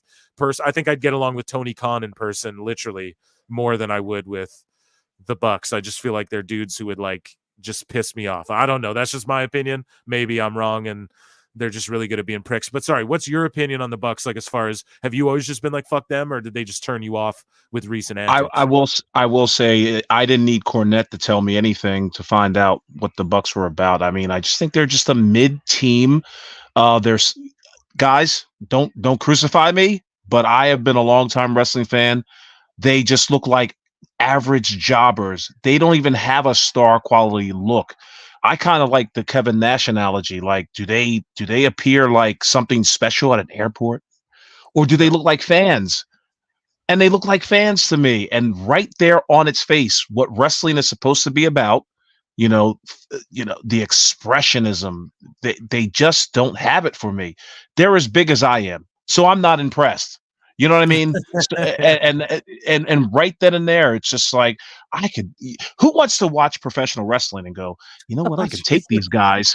I could really go toe to toe with these motherfuckers. And they remind me of the jerky classmates that we had in high school. It was just like, oh, you're just two tryhards. And that's what they come off to me. Their work is choreographed. Okay, does it work in some instances? Possibly, but for me, it doesn't. They don't look like they're brawlers. They don't look tough. They don't act tough. They're trying. Just trying too hard. Fair enough. I could go on forever, but this is your show. You fucking go on forever. No, go on forever, dude. That's why you're here. But yeah, you know what? It's so Josh Gresham's working some angle where he's like coughing up blood or coughing up ink. Like the dude's like he's becoming the octopus. I don't know. They're doing some good character work with him in TNA. I've always been a big Gresham fan. Shout him out. He's a guy who told Tony Khan to go screw and walked and got fired for it or whatever. He told Tony Khan it was bullshit that he was dropping the ROH title after what he was building there. But there's some he's got this octopus mask. He's wearing like grills, gold grills. He's got bees showing up like fucking Candyman. He's becoming a full-on super villain, and I fucking love it. Shout out Gresham. I'll tell you what, I'm watching it right now, and the videography looks great. The production looks good. I agree fully. Yeah, it's pretty good. Like the video, y'all. Jordan Grace is about to take on our girl Steph De Lander. Okay, I'm looking forward to this. I guess I've not seen either one of them work. Okay. Oh, you haven't. So Jordan Grace is the juggernaut. She was in the Royal Rumble. So did you watch the Royal Rumble? Mm-hmm. Yeah, yes, I did. Yeah, I know her from that, and I remember her from NXT, I believe. No, I don't think was Jordan Grace ever in NXT. Maybe at one point early on, and I'm early on, right? Guys, like that video. Okay, we're almost at the hundo. We're gonna get the hundo, then you're gonna get the flute. You know what I'm saying? We got to do it that way, folks. We're at 74. Let's get there. But yeah, Jordan Grace is phenomenal. WWE clearly have their eyes on her. She shone. Right. She got 0 eliminations. Was one of the standouts in the entire Rumble, in my opinion. Now, let me X-Files myself, guys, because I want to put this out there. Natalia's contract comes up soon. What I predict is she's going to not resign right away. And people be, oh, she left. WWE, how could they let Natalya go? That's what the marks are going to do. But what's going to happen is she's just going to go, like, she's teasing matches already with girls in TNA. She's just going to go wrestle like a few places, like kind of like what Trinity did. And then she just come back, like Natalya is one of the GOATs. And I truly think we'll see Natalya wrestle Jordan Grace like sooner, like this year. I could totally see that happening. But anyways, though, and then Steph De Lander, she's gotten over on the indies and all over the globe. And I fucking love her. I put her over all the time. PWT's 2023 Independent Women Wrestler of the Year alongside Matt Cardona. And they are she got over on the indies with Matt Cardona. So are you familiar with either with either of these ladies? Like beyond, I guess, yeah. You're not familiar with like Matt Cardona and Steph De Lander's work? I obviously know Matt Cardona, but Steph De Lander, I like this video package they're showing right now. I mean, they look like they're about to tear it up. I mean, they look like they're going to really brawl it out. I think Jordan Grace is kind of cute. What? Yeah, she is, dude, and she's actually married to Gresham. Right. And they're both 5'4". That much I do know. Like they're both gigantically tiny, small people. Yeah, hey, dude. Yeah, I'm a tall motherfucker, so I have no sympathy either. No, I'm just kidding. Short people, 5'3". Okay, they're doing the tail of the tape right now. Steph De Lander, 5'11". Okay, I love it, man. Right. I love it so much. And yeah, she is. So she had this song that I played on the show like a couple times with Becca with a 3. What does she say? B3CCA with a. Or BECCA with a 3 because I'm cool. They have like this rap song they put out, and it's so bad, but it's like so bad that it's like good, like for their gimmick, because they kind of tag on the end or whatever. But either way, Steph De Lander and Cardona are signed with TNA, but it's on like a per appearance sort of deal. So like they are signed with it for a timeline, but they just get paid like when they show up, I guess. But De Lander's taking full advantage of that. Knockouts title match. This is one of the matches I'm most excited for tonight. And yeah, I don't know. I hope you enjoy it. That's what I'm hoping for. That Awful Wrestling comes out of this and goes, this is a great match, Who's the gentleman with the microphone? I just he's the guy who brings out, I forget his name, but he brings out Ash by Elegance. This is Dana Brooke, the former Dana Brooke in WWE. Oh, okay. Yeah. All right. And so they're accusing her of ripping off Timeless Tony Storm's gimmick, and I'm like, they're two completely Tony Storm. Yeah, I don't see it. Is like off the wagon, fucking having coke parties, Marilyn Monroe, and this lady's like a perfume sales lady. Yeah, a lady who owns like a Gucci store or something. I don't know what she is, but works at Sephora. Yeah. So and then these guys with Steph De Lander. So usually she has Zack Ryder with her, aka Matt Cardona, but who he just tore like his pec or something, so I'm wishing him a speedy recovery, man. But these guys are called the Good Hands, and they're just a tag team, a couple of good hands on the roster, so they were enlisted to help Steph De Lander. If she wins the belt, I'll be shocked. I honestly think the Juggernaut retains, but I don't know. I'm a betting man, and Steph De Lander knows how to go viral and shit, so she's already got a better look than half of the ladies in AEW. I like her look, like her presentation and her outfit. Like I'm so tired of these the Japanese women, because I know that's what it's inspired by. These Japanese women like that have these outfits that are just, they look like they're just jangled together. Like where'd you pick this shit up from? You know what I mean? Like who are you talking about? Like it's almost kind of like the Asuka look, where it's like janky and it just looks all thrown. Yeah, Asuka pulls it off, but everybody else it doesn't look good on them. Nice belt, by the way. Yes, that's a great women's world title, and she came out with that shit at the Rumble. Or no, right. I think which one though? Well, yeah, because they rebranded to TNA like right after the Rumble, I think, as well.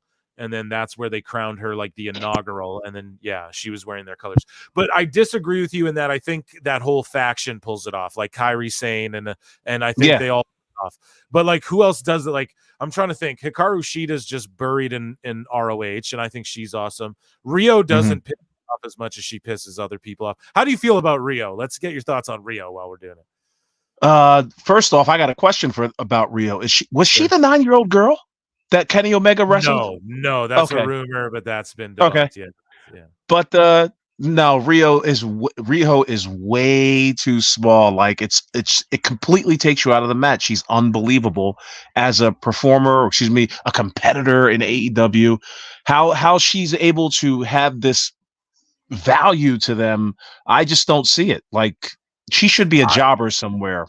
You think, dude? See, I'll disagree. I just think like she's like on that ninja shit. Like she just kind of like flies around and whatever. I get it. Like sometimes they'll do a spot where it's like, come on, Like, I get it. Come on But now, when dude. What's up with the outfit? Well, what about it? Last time I saw her, she was wearing like a jean skirt and like a jean whatever. Like, I just feel like she's so small that like clothes don't really fit her that good, and that's why it kind of might. I don't know, dude. I feel like she's I like her. I don't. She doesn't offend me that much. Like now I'm not saying like I do see your perspective. Like, she's too small. It may be unbelievable. She's wrestling like a Nyla Rose or a She got dwarfed by Sasha yeah. Banks. I mean, goddamn. Yeah, that's the thing. Yeah, you are right about that too. But I don't know. Same with her and like Emi Sakura. I love Emi Sakura. I think she's like super underutilized as a veteran, and she trained like a lot of these Joshi girls who come over, and it's like, well, tell that story, you know? Like what the fuck, you know? Have her and Serena Deeb have like rivaling, pardon me, like women's dojos or something. Like, do something, man. I'm just pitching ideas here. I don't know. Yeah, make something happen. But you got Shadow Batash in chat saying I thought about Rio too. Like, people are agreeing with you. You know what I mean? Like, people aren't so, and I see the other perspective, but to me, I'm like, oh, it's ninja shit. Guys, we're at 80 fucking likes. We're at 160 of us, 58 of us watching. Get to 100 likes, please and thank you. We're gonna go in here. She's got some big ass ears though. Hey guys, come on. Too tiny. Rio makes Alexa Bliss look like Andre. God damn. Yeah, she's Tiffany tiny. Stratton stole her gimmick. Ash by Elegance. Yeah, she said Tiffany Stratton stole her gimmick as well, but Tiffany Stratton's just Barbie. You know what I mean? Yeah, they took full advantage of the Barbie movie on that one. I like these two women. They're going at it. I dig it. Oh my goodness. But then she just dove on her goddamn head as you say that. But yeah, that Shades of Lita on the that was okay though. That's why she works out and got that neck like that. She's all jacked. She ain't gonna hurt herself like that, dude. Dude. Jordan Grace is like, one day. All I'm saying is her and Jade Cargill at like a WrestleMania one day. I could see that in the next 5 years, some shit, because like she's the type of late, and I can see why they didn't sign her right away either. And also TNA put a lot of stock in her, like as their like the face of like TNA almost. You know, like she got one of the fucking 4 people who got an action figure. You know. Zoe Stark is in her lane right now.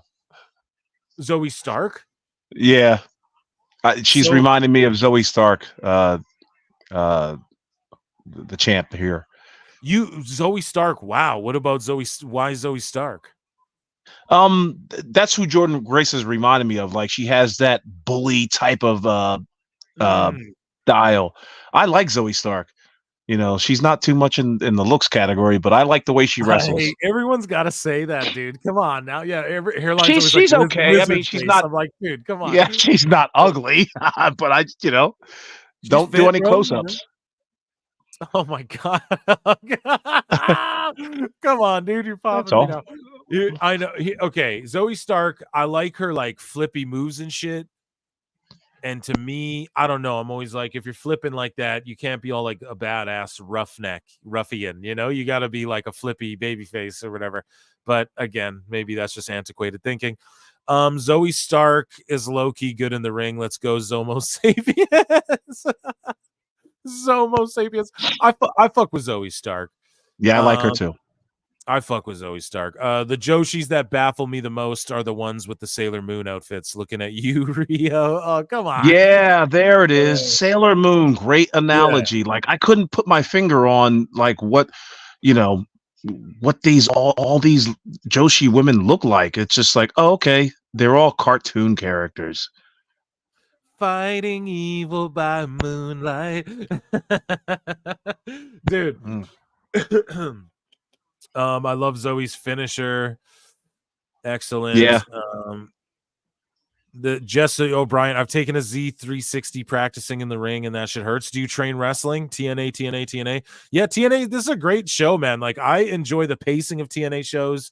I enjoy the aesthetic, and I enjoy the matches. Obviously, it's a pay-per-view, so some of the matches are going to go a little long, but they have great packages that also like fill you in on the story in the right way. And it's not just like Excalibur going like, and when these two were in Japan, it was a very long time until they met again in Ring of Honor. You know? Yeah. Yeah, this is the first time I've seen TNA in a very, very long time. I like the presentation. The ring ropes leave a little bit to desire. I A know. lot Why to are be they all desired. like kind of like Purple, wrangly? like And they're wrangly though. Like if they were just maybe bulked them up and they were more like yeah, cable-y, like they're just real yeah. wrangly. Like tape those up a little more. The purple, I don't know. I like that they're doing something different. I'm gonna give it a fucking like a B for the purple. Like Mhm. I like it. It's not distracting. It's I don't know. It's just funny how AEW, not to bring it to AEW, but like you look at AEW and they're just trying. What they're doing is they're trying to catch people off guard and make them think it's like WWE with like the white Right. ropes and the Mhm. LED boards and all that shit. You can tell Right. that's what they're trying to do. You know, I'm not gonna knock them for that, but This reminds me of like old NWA. Like they're not afraid to show the crowd. You know, yeah, they're not afraid to show empty seats. It's just like that's not our focus. Our focus is what's going on in the ring. And it seems yeah. like both AEW and WWE kind of focus a little too much on like the crowd and their participation with the crowd and things like that. And it's just like, no, I kind of like this. This is like too This match is awesome, by the Yeah, way. this match But is really great, and Steph's really stepping up. Steph is actually, because I'm not gonna lie, she's like, and this is not a knock on her at all, and like I think she would even agree if I like, because my sense like she's not the best in ring from what I've seen in the past, like, and I'm not shitting on her in ring work at all, just a right, little bit of like she just needs more seasoning, baby. You know, that's why she's yeah, with Cardona and doing her thing. But right, my whole thing is like this match, she's just stepped up tremendously. Like the last match I saw, she wrestled literally a dude, Mance Warner, who's like her boyfriend, and and they wrestled and had like a fucking hardcore match. And just right, going off of that to now, which is like a month later, she's incredible, actually, you know, and she's always been yeah, good at like she's always had a look, she's always had size, she's always been good hmm at working the crowd and promos and all that sort of shit. And right, so that's why she got bonus points with me, as just being like Matt Cardona's heater. In this match, dude, at this level, doing like a Jordan Grace style match, she's really stepped up exponentially. And Jordan Grace is always good. Like she's, you know, one of the right. in my Lot of top 10 cheeks, for women right now. Yeah. a lot of cheeks in this match. Oh yeah, dude. There's the peaches be peaching, bro. The Yeah. peaches is juicy this match, dude. But yeah, I dig it. I mean, like it looks like they're actually going through a struggle. It doesn't look choreographed. It looks like a fight out there. It's pretty good. Here, I make everybody not suffer through it because, again, I like nothing wrong with that, bro. Yeah, not at all. Let them things thing. Let them things thing, man. Here, I'm gonna put this on for you. I make everybody watch this, so you got to watch it too. And then it's by Steph De Lander. Or I'm gonna just play you like a bit of it here. Damn, only 1K views, and it's like it's Becca Forever Vivo. So I assume like they have a real Vivo. It's got Vivo in the picture. So they that must be legit, but maybe they got signed or something. They paid for that watermark. Yeah, that's what I mean, dude. They either paid for it, which is smart business. Like I ain't hating on that at all. All right. Okay, what do you think about this song? We'll just play like a verse. Everyone in the chat's probably like, "Fuck no, not again." SDL. Two bad bitches, one hot shot. B3 CCA bitch. Two bad bitches, one hot shot. Hello, hello. It's that B3 flow. You said you know me? I think you don't. My friends are rich and you're looking hella blow. With Matt, I'm the real rough rider. Can't keep up, my ass must be tired. Slow-mo, super villain, Zack Snyder. You talk shit, but I know you're a subscriber. DSL on our list. What do you think? They just did this to like promote their shit, or does that just annoy you? I think that was the point, you know. But... Yeah, it's not annoying, but I wouldn't watch it again. You know what I mean? Like it's one of those things. It's just like it's a one and done for me. Thanks for coming, guys. The French Canadian Frankenstein PCO just hit the ring and helped the Juggernaut and took. Who out is this guy? This guy looks vicious. Is Pierre Carl Oulet, dude, from back in the day. Oh, okay. PCO, dude, his gimmick is like he's the Undertaker, but he's a Frankenstein now. You know what I mean? He looks the part. Dude, yeah. And now he's out there backing up Juggernaut because he was like the evilest villain forever. But then he just got over with everybody, and he's like, a big baby face in TNA. And and yeah, dude, this is okay, she's gonna flirt with him. Dude, So this is what WWE or AEW needs. Like, they need an old grizzled veteran out there. Like PCO, dude, and he's crazy. He'll do like crazy hardcore matches and staple ya and shit. He's see, dude, he's gonna choke slam her. Steph De Lander going for a choke slam. Where does he grab? Grabbing those cheeks. Yeah, grabbing dude. them cheeks. And now here's one of the guys from the Ascension. This is Victor. You remember the Ascension? Okay, yes. Yeah, this is him. Or it's Connor or Victor. Sorry, I fucking mess you guys up all the time. I think it's Connor, actually. Oh my god. He just dropped him on his neck. Yeah.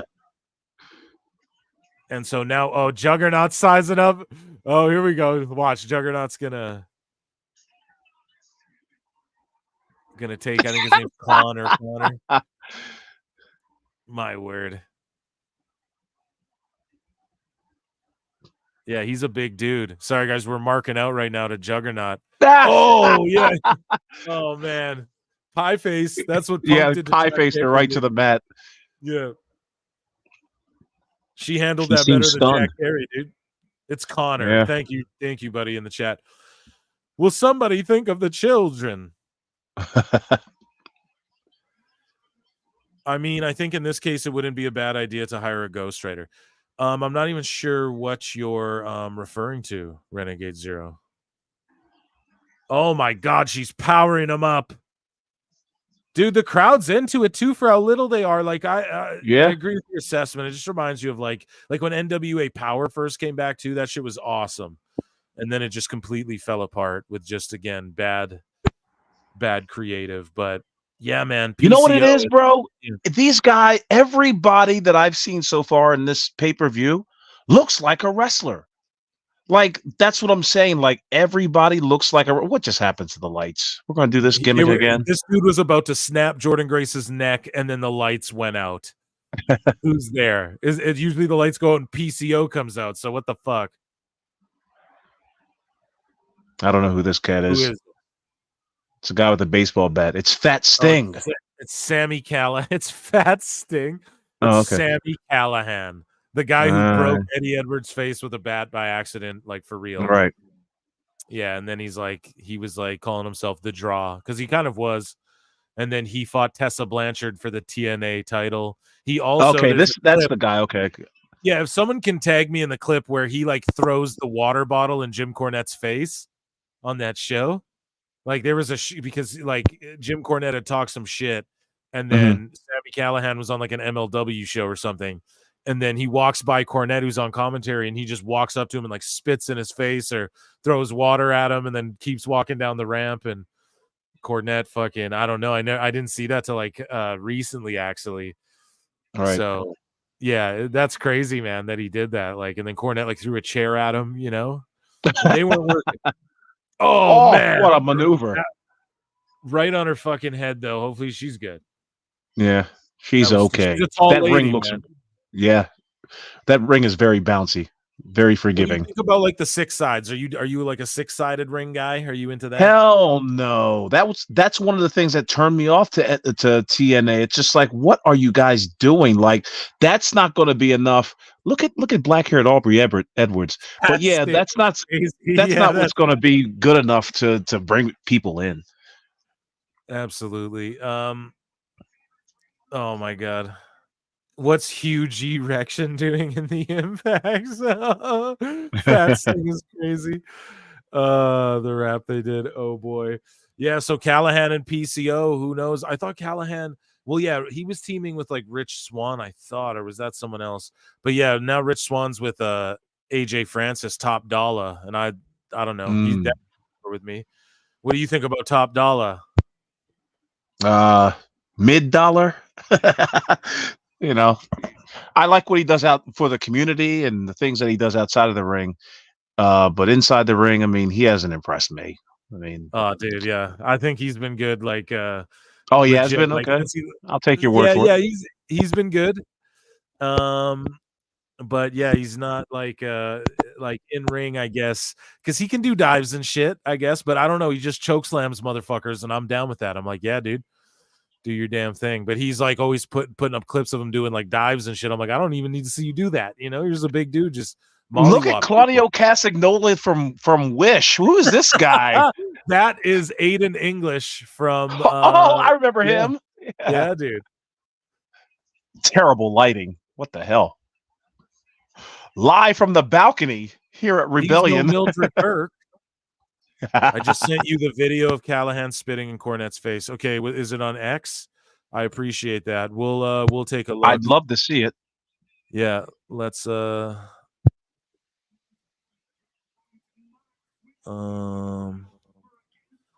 people sending links. Yeah, I got a bunch of DMs. Sorry if I don't answer Yeah, and guys on X, you can always DM me and reach out to me. You can ask any of the homies. I am the word. I don't get back to people all the fucking time. Usually I hop in the DMs to like set up shows and then that's it. You know what I mean? John, you yeah, for real. I was just like, I'm trying to get more active on Instagram too and posting. I'm like, oh, it's so much shit to do. Right. But not that I like doing it, but I got other shit to do. If this was like my only thing I could do, had to do, was just podcasting, doing wrestling shit, I'd enjoy that as fuck. But you know, I'm not quite there yet. We're about to get the main event, 6-5. We have the tail of the tape. TNA World Champion Moose versus Nick Nemeth, aka Dolph Ziggler. 6-5 against 5'11. 255 against 206. The spear against the Danger Zone. And yeah, they put Dolph Ziggler's World Championship accolades up there. I'm hyped for this main event. And this show, goddamn, nice and tight knit too. Like, what the fuck? You know what I mean? Like, not too long. Yeah, no filler. Right. Filler, nothing droned on to where I'm like, what the fuck, you know? So let's go. And they had storylines throughout everything, you know, and this faction is sort of their main storyline. And Nemeth is kind of trying to bring an end to it. My prediction, Moose walks away the winner here. Yeah. Or maybe I'm completely wrong, but I think yeah, actually no, maybe you got to put the belt on Ziggler, right? Like that's. Do they not know like what happened in WWE? Like give the champion a long title reign. That's how you build up a company. It's only been working for 100 goddamn years. A lot of people think Moose are corny though, my friend. What do you think about that? All right, then put the belt on Dolph Ziggler, see how he does. And if it doesn't work out, him a good run. Yeah. Yeah, you know, maybe so. But Ziggler doesn't look like when I see these guys come out of the Fed, I'm expecting them to switch up. Like, I mean, come on now. I don't care. Over Go 40. Ahead, but when they leave New York, when they leave Connecticut, they need to come out. North. Yeah, they need to do something radically different. That's how I think. Especially, does this guy have the Dolph Ziggler name? No, he's Nick Nemeth. He just goes by. Yeah, then you just got to switch everything up. You don't want to have anything to do with Dolph Ziggler in any sort of way. You don't even want to look. This guy should have cut his hair a long time ago. Like, you got to take the risk, take the deep dive, and do something different for your character. Yeah. No, I agree. And he's done spots in New Japan. You down with that? You like when guys go and do everything? Yeah, I got no problem with that. You know, learn, you know, it's like the territories. I think that's always a good thing, that to you know, go to Puerto Rico or Mexico or New Japan or wherever it may be to hone your skills, to obviously grow a fan base. But the only way you can I think the best way to do that is when you're out in these places. That's when you can really tweak a new character. You don't have to go by what you were always doing. Try something new. But if it works, if it ain't broke, don't fix it, I guess. No, absolutely. So here I got the Cornette video, just some member chats. I just sent you the video. I thought the 6-sided ring was sick, but that's because I was such a mark for the Ultimate X. Yeah, I love the Ultimate X. A dream match on Collision. Is there a dream match on Collision or what? Oh, look, Ryan Nemeth is here. Speaking of Ryan Nemeth, people are bringing it up. Interesting that Nemeth didn't go to AEW with his flop brother. Well, that's rude, but yeah, he talks a lot of shit about Punk too. But he's in the crowd. They just showed him on camera right there. He's in the crowd supporting his brother. But I'm not surprised. Dolph, what the fuck? Why the fuck would he go to AEW, man? Come on. Right. Like, he has a chance to like actually make a difference for TNA here. That's the thing too. You guys got to understand with the corporate shift with fucking Scott D'Amore getting booted. I know us mark ass fans don't like it, but like Nemeth just came in and like he's like whatever. This shit happens in WWE all the time. You know, he's like I just got fired. You know what I'm saying? Like he's like, whatever. So to him, it's like he's good with whatever. So I actually do see them putting the belt on him here tonight. Actually, now that I'm thinking about it, he's in. He looks excited. Yeah, he really might be getting the belt. Yeah. Why does he remind me of Rick Rude? Why doesn't he just take that man's gimmick seriously? Should have came down in a robe and like did the nice swagger thing. You know what I mean? A little too excited, but I guess that's because he knows he's going to win. Who knows? Well, you know, when he debuted, he was super amped too, and it popped me really fucking hard. I was really into his debut. Why is Ryan Nemeth still in AEW? And actually, Moose does that shit. He comes out with like a robe, and he does like like I'm the glorious fucking, you know. So a lot of people think Moose is corny. Why is that? With Moose? I don't know, at all. Man. I don't know. You know, Marty McFlyer, 2-time Grammy Award winner, who was just on the last the podcast that drops tomorrow morning. Actually, guys, he was he'll explain it. I'll get him to explain it sometime. But I didn't really get into it with him. But he was the one kind of informing me of that he's kind of that people think he's corny. So. Nice belt. Holy shit, that's nice. Great, and I'm into him, dude. I like him. Okay, the tag champs. So the tag champs are Brian Myers. So that's Kurt Hawkins from WWE, and then Eddie Edwards, and then that's Eddie Edwards' wife in the dress there, and they're like a faction, where they're like reigning, and they're the. You know, they go to the fancy dinners, and it's that gimmick, right? They're the evolution of fucking right. Yeah, so. That's what's been going on in TNA for the last handful of months, I'll say.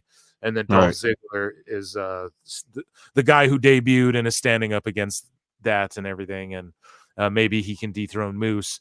Moose has had like a couple of really good moments, though. Like that's the thing. TNA is good at creating moments as well, which I feel like AEW lacks in. Is like the main criticism besides their creative I've given to them is like, where's the moments though? Darby flipping through the glass. I don't know if that's a moment. The moment more is like Sting retiring in that match, you know? And even that, like, how did you feel about the Sting retirement going all the way back to that? And then up until now, do you think he shows up in WWE once more? Maybe for a Hall of Fame, but I can't see him being used at all for any sort of program with anybody. Who's the cutie? Holy smokes. No, he's not going to wrestle, but he's going to definitely show up there. Like they have a license deal with him like they have forever. Oh, okay. Even while he was in AEW, he was still like they could have put him in video games and shit if they wanted. They just didn't, you know, because so Sting is like, I just consider him one of the GOATs, like for business and just truly. I don't know. I like, okay, it's fucked up. He didn't put one person over in his run in AEW. I think that's fucked. To have him just go on like a Goldberg streak and just dip out, like that's crazy. But like he should have put Darby over. That's how you close that the chapter on that, you know, on that career. And just look at Moose swinging the belt like Roman Reigns. Moose looks like somebody I used to work with at the mill. Oh yeah. Oh yeah. Asshole. Nice belt. Dude, it's beautiful. Nice belt. They just revamped them too, like because they were Impact for a long time, and then they rebranded back to TNA, and then along with that came new titles, and they all just look great. Will they do a lockup? Nope, no lockup here. A double leg. We're gonna see them brawl it out. They hate each other. Ziggler's been waiting. I should call him Nick Nemeth. Yeah, but I don't know. Let's say I'll fucking go out on a limb and say he walks away with the belt here tonight. Yeah. And, or like a big debut happens besides Santana, because they were teasing Matt Hardy could show up in TNA again. Stuff like they were teasing some sort of spooky return. Lord. Spooky debut or something. So who knows? Everyone's doing the spooky shit, especially according to Dave. Triple H should have put Sting over. For me, that was the beginning of the decline. I thought that too in the moment, but then when he went to feud with Rollins, I went, you know, this kind of like, I was into that. Like I liked what Sting and Rollins were doing. I know people were hating, but Rollins had both the belts, and then Sting was you know, like the statue and all that. I was into all that, so I don't know. And then okay, I once heard someone call Moose the Black Matt Morgan. I couldn't tell if that was a compliment or an insult. Yeah, me neither. What the fuck does that even mean? That's hilarious. A smart tall guy who looks kind of dumb. Is that what? Sorry, I'm so sorry. I love you, Matt Morgan. What was that? Nick Nemeth's dad, Don Nemeth. Is that his the name? one who was yeah. Oh yeah. The one at ringside with his brother. Okay. His brother Ryan. He looks like a tough old bastard. AEW didn't even sell Sting masks due to how shitty the merch table is there. Yeah, they didn't have them at a Dynamite I was present at either. It was weird. Even though Sting wasn't there, but it's just like you think you'd have that. Their merch game was not popping. I'm sorry. John JID for $2 says Moose and Ziggler look good. This should be fire. Yeah. So far it's really good. Round of applause for John JID. Yeah, dude. It is going to be good. It's been good so far. So like Ziggler came out firing, and then now Moose is just taking over and just big man, slow pace, methodical. Yeah, I dig it. Setting up the big power moves. And that's the thing. Moose will hit like a like he could do like a Cody Cutter. You know, why I respect Moose is because he came from the NFL and shit, and he got pushed pretty hard in TNA. And then when he won the world title for TNA is when he went, okay, I'm going to Japan and shit. And he took his craft, like applied it like around the world and tried to get better, went to Mexico and shit and just tried to get better. And he did, he got better. And I don't know. So I've always had respect for him, but apparently people hate on him a lot, like for real. Oh my goodness. Why? Because he does the basics well? Yeah, exactly. I don't know. I'd have to look into it. Let me ask some people. I'll ask around, but he gets. Yeah, and I admit I've never seen this guy in my life before, but so far so good. Yeah, and then yeah, he had good matches with like Mike Bennett and shit before, and like Cody Rhodes actually I think wrestled Moose. Oh shit, Nick Nemeth here.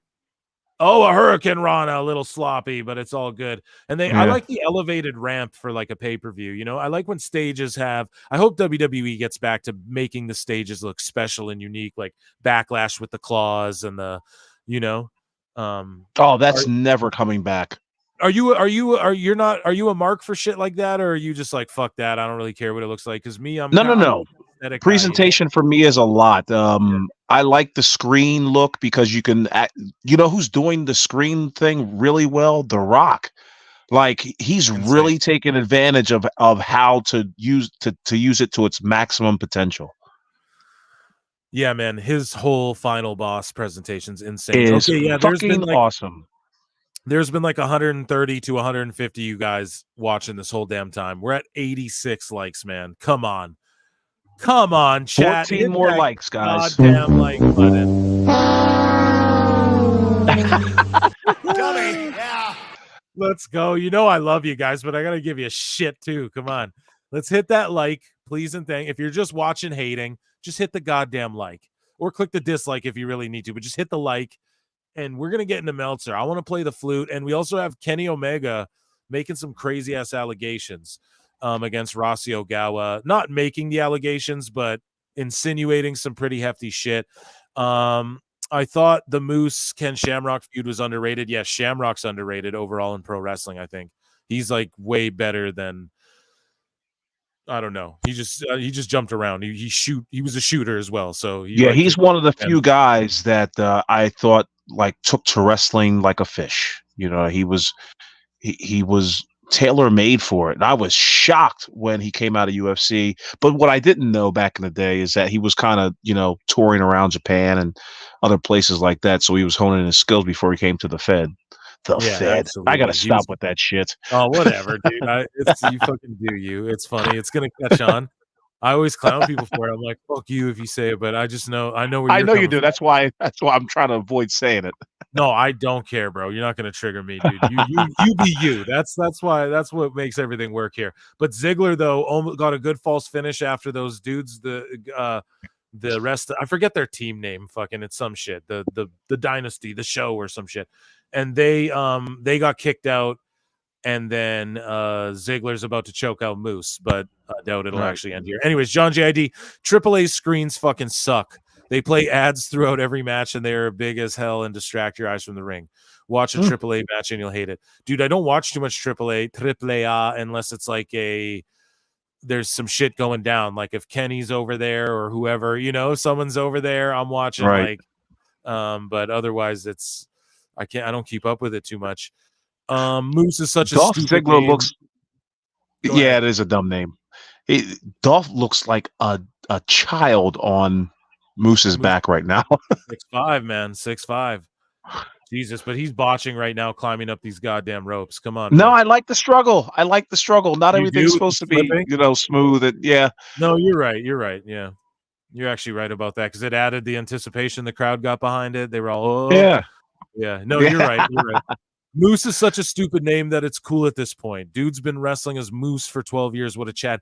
Yeah, dumbest name. But then when the crowd started doing Moose to his music like years ago, Moose. Moose. Yeah, that to me just won it over. I went, well, it's over now, Right. Black dudes with no facial hair, they always look young. I can say that, man. Gentlemen. I'm black. Yeah, dude, it's like that Dion Cole joke where he's like, "You ain't got no. I don't give a fuck. Where's your motherfucking mustache?" but Dion, I'm 12. I don't give a fuck. Where's your mustache? That shit is funny as fuck, man. Yeah, dude, I saw someone on X. They thought they posted a picture of you, and I was like, "Yeah, I don't think that's awful." I was like, "Yeah, no." I was like, "Yeah, I'm pretty 90." Are we talking about the Viking horns? Yeah. Oh boy. It's like, bro, what the fuck? It's like if you've ever even just heard his voice, that's literally not him. It's fucking crazy.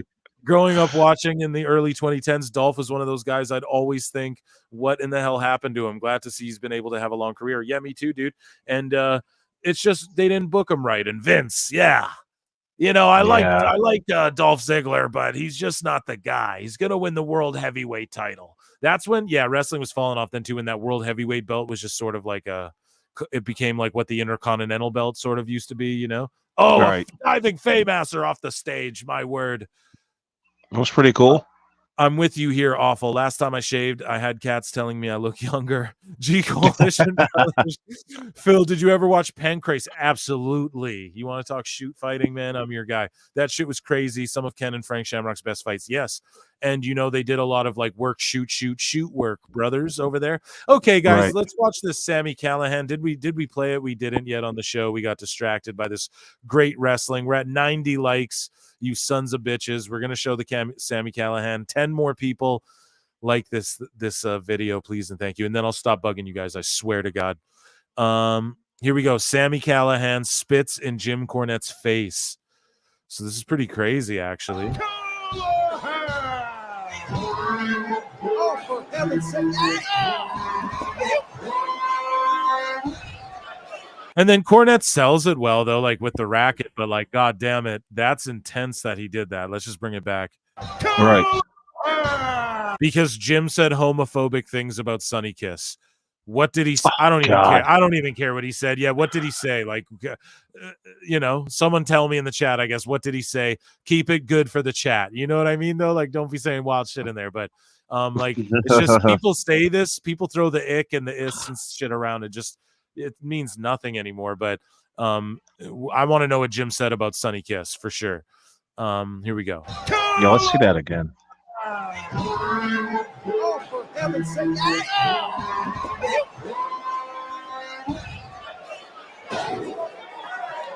The other commentator should have. Oh, and then he flips him off. The other commentator should have got in front of Jim to at least try and work at kayfabe, because Jim, he's probably actually really hot, wants to glom him with the racket, can't do shit. Sammy would beat the shit out of him, so he's just getting one over on him, and if Sammy's standing on business, Jim said some fucked up shit, and that's his friend, and he was okay, then he's shout him out for for not being a coward and doing that, I guess, but and then shout out Jim for being professional and not just glomming him in the back of the head with a fucking racket. Yeah, you're not kidding me. Jesus Christ, that would make me so fucking mad. But you would think, didn't they talk backstage before this? You'd think they would have or who knows, like, right? I'm sure shit was on Twitter before anything. But Right. yeah, wow, that's wild. He just spits on him like that.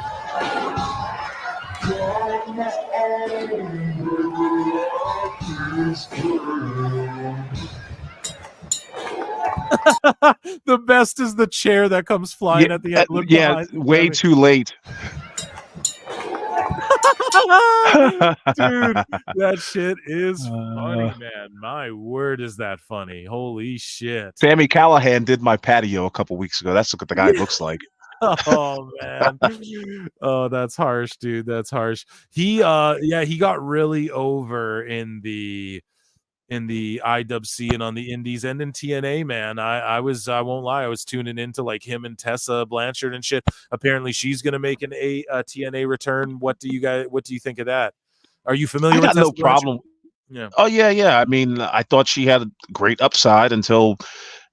By the way, was that whole thing like a work with her dropping the N-bomb on this lady or whatever? Like, I'm not really too familiar with that story. Obviously, it's come and gone, but is that why she's being blackballed and all this? I don't know. I don't know, but Silver Tower says, sorry, not to just bring it back, like, but he said Sunny Kiss looked like a drag queen from the Tropicana. Okay, now hold on a second. What does that? Should I drag queen Tropicana in Atlantic City? Drag queen show at Tropicana, Atlantic City. I'm gonna literally Google a picture because I don't understand the reference. Okay, Sunny Kiss does not look like a drag queen at the Tropicana. I will go out on a limb and say that. If you guys want to Google it yourselves. Yeah, Sunny Kiss always looked like he or she. I've heard he or she be referred to both things. I don't want to be offensive or whatever the fuck, but you guys know, whatever. Approach these things delicately. But these are like full on you know, dudes dressed up like women hanging out with Joan Rivers and shit. So what I'm trying to say, R.I.P. the great Joan Rivers. But what I'm trying to say is that Sunny Kiss looked like he could fight dudes. You know what I mean? So, I think he had a match with Trinity in TNA. So, oh fuck, yeah, Juggernauts fuck dudes up in TNA as well. So you've been loving TNA, but they're not afraid to do intergender shit like that on occasion. But okay, so do I agree with Cornette? No, just objectively, if you Google drag queen Tropicana Atlantic City, they don't look like Sunny Kiss. So I'm just gonna say that, but I get what he was trying to say as a joke. And is that homophobic though? I don't know. Like, no, I just think it's a joke, bro. I don't think that means he's fearful of homosexual people. And doesn't Jim Cornette and his wife donate to like a shitload of LGBTQ? Or Moose just did a moonsault and landed on his fucking head. What's that? Holy shit. Dude, he just did a moonsault, and then I think Dolph was trying to super kick him. As I'm on this very serious topic of Jim and hold on, there was a botch. As liberal as it gets. Yeah, see, so when he talks politics, I tune out. Exactly, I tune out when anyone starts talking politics, and that's what I'm saying is that to me though he's super liberal from what I see. Right, what he goes on about, he's always like fucking Trump and stuff. So right there, you know what I mean. So I don't, whatever it is. Got off. Okay, here we go. Got off his day job at the drag show and the effing Tropicana, and I don't know, but they're not explaining any of this. The transvestite or Exotico. So he went hard on Sunny Kiss. Yeah, I don't know. I got to hear it, to be honest. Don't clip it. I don't even want to play it. Do you get pulled down from YouTube for that shit? I don't know if it should even be on the screen, but all I'm fucking telling you is, I don't consider that. I think he like donates to LGB stuff and all that, and I'm not. I don't know. Maybe. Oh, some people would go, well, that's a cover up, but. Whatever. I'm not all conspiratorial. I just go based on people's actions. You know, that's the best way to judge people. Sunny Kiss does not represent every person like that. So yeah, and this is coming from a child of the 80s. So I have a different sentiment on a lot of things having to do with the dude in the 80s. Like now I'm early 90s, but 80s is like fucking the dudes. What did Charlie Murphy famously say? The dudes who looked like the chicks were getting the most chicks. You know, and you're talking about like Boy George and Nikki Sixx or Nikki Free or whatever, and all these people, and it's like, Yeah, and it's like so anyway, sorry, what's your perspective on that as a child from the 80s? Yeah, you don't want to know my perspective on that from being a child of the 80s. Okay. And that's all I'll say about that. Let me just put it this way. Sonny Kiss is not ready for television. It's not time for someone like him to be on television. That's all. Yeah, exactly. Like just based on work and gimmick and all that shit. It's not enough for like just for sure. I agree with that fully. No. So yeah, Sonny Kiss is so saying transvestite. I don't know. Is that a word? I don't know what words you can ever use anymore for YouTube. You know what I'm saying, guys? If we were just shooting the shit behind the scenes, I'm not saying I'd be, calling people out their names or anything, but Sonny I definitely am not afraid Sonny to. Kiss may be a transformer. How about that? We'll use there we go, transformer. Transformer. There we go. God damn it! I need the fucking womp womp womp womp. You know what I mean? But the Decepticon. Yeah, Jesus. Okay, we'll get off this fucking topic. But Jim shit on 100% he shits on everybody. Shits on everybody. He said, People "Get are off." agreeing with you in the chat. Yeah, you're onto it. So, so a spear. Hold on, a spear. And that'll do it. Okay, but like, what was he doing lifting up Nemeth's shoulder? I didn't get that. It's kind of a botch there. Guys, I'm gonna switch over to Collision. I'll just pull up a replay here. And after whenever there's some shit always goes down after a TNA pay-per-view though. So, but yeah, we're gonna get into this Kenny Omega shit. I really want 100 likes though, and I'm being very, very slutty about it this show. So let's get there, folks. We're at 93. So there's 7 of you who haven't liked for sure. The math is math in here. This isn't Forbes. We know what we're doing. This ain't Dose and Zarian and fucking Thurston speculating. Okay, 7 of you need to like this shit. No, I'm just kidding. Yeah, I really wish Dose would have jumped in on it just to. I'll get him on. I'm just gonna do like a pre-recorded one. I'll get him on. If you want to come on too, and if you'd like or whatever, I can just do it with him. But I'm gonna get him on sometime I want to just like pick at his brain a little more and shit because he speaks confidently and succinctly. Okay, spooky shit's happening, guys. Is it Matt Hardy? Oh God, no. Who is it then? It's Matt Hardy. Because it's like Bray Wyatt. I hope it's Matt Hardy.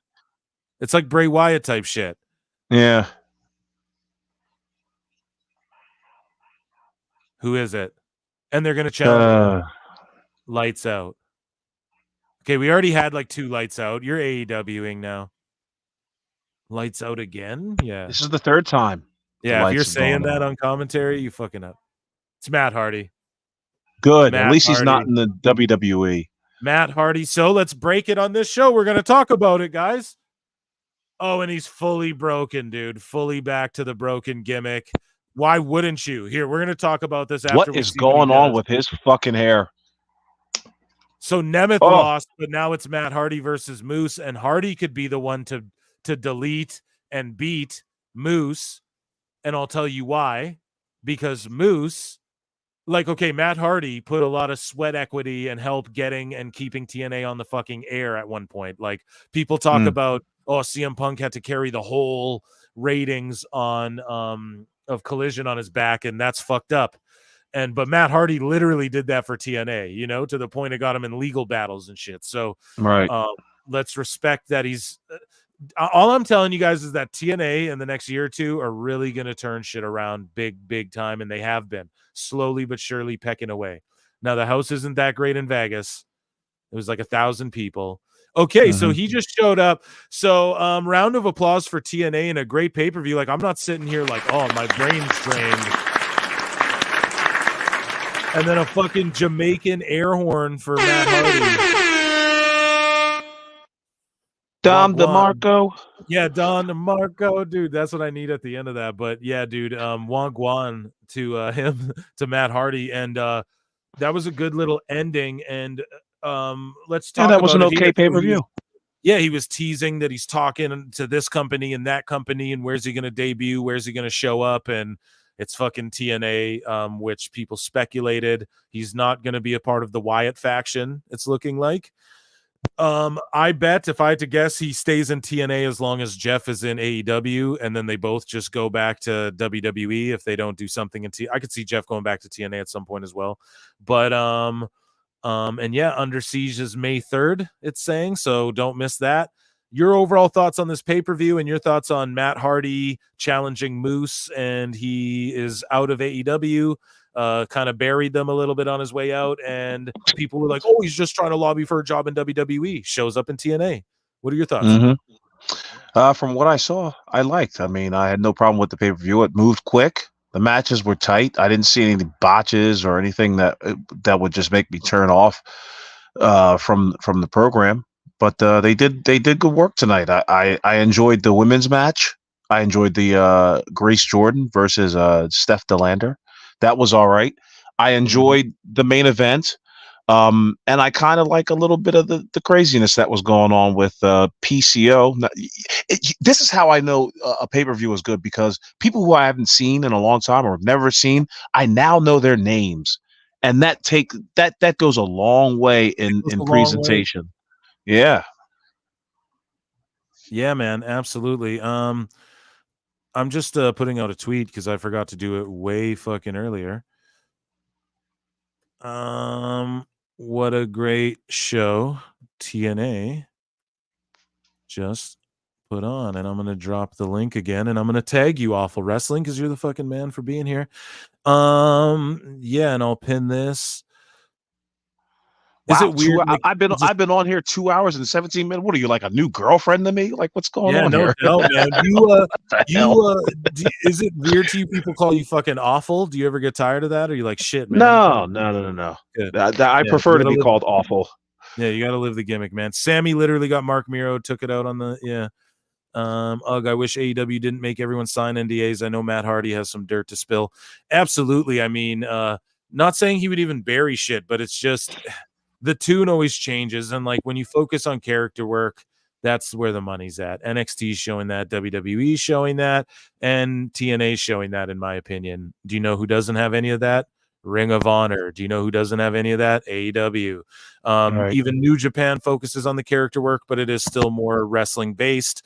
And then, but you look at these companies, even like GCW's trying to do character work, and you have these deathmatch feds doing cinematic character work matches and stuff, and everyone's feeling a boom, but then just so happens AEW, where the best wrestle, and Ring of Honor and all that, and not to shit on that, like I want it to work, but they got to focus on more character work. And then the character work they have done has been like mostly Punk, or like I'll put even Hangman Page over. Like people cringe at his shit, but he's done some good, like kind of trying to work his character and stuff. You know, I get why people don't like. I'm not saying I'm the biggest fan of it, but like, you know, that's why I appreciate the Bucks, like at least putting the effort into the character work, you know, like you asked me earlier what I like about the Bucks currently. It's like, well, they're just fucking trying at least, you know. I need people to try and at least do Hollywood it up a bit, as O'Shea Jackson Jr. said. The same shit I've been saying, the same shit everyone's been fucking saying. And people go, oh, you just wanted to copy WWE. Yes, in certain aspects, and clearly Tony Khan does too, with the fucking camera shots, with the ropes, with the LED board, all that shit. It's what he's doing too, man. Thatcher versus Riddle on MLW right now. Holy fuck! So a bunch of wrestling's going down. TNA just popped off with an excellent show there. Make sure if you're just tuning in, you hit that like. We're trying to get to 100 fucking likes, you guys, please and thank you. I'm gonna flip over to Collision. I might need a second to do so. Yeah, I've been going for like 2 hours 20 minutes, guys. If I hit some tunes, will you stick around with us for a little bit? For if I hit some music for like a minute, and then I promise I'll be right absolutely back. Don't go anywhere. And yeah, I'm just gonna go switch over to Collision here quickly and get a little refreshment. How about you, Awful? You gonna stick around? Yeah, I got about another 15 minutes. If everybody hits the 100 likes and all that, I'd love to stick around for the Kenny Omega video. Oh yeah, we're absolutely gonna do that. Just you guys give me like 2 minutes. I'm gonna play you guys some tunes. He's gonna poop. I gotta take a shit. I need an intern in here stat. I figured that. Shit I'm about. Sorry, guys. I don't want to offend anyone. but I gotta have fun. Okay, I'll be right back.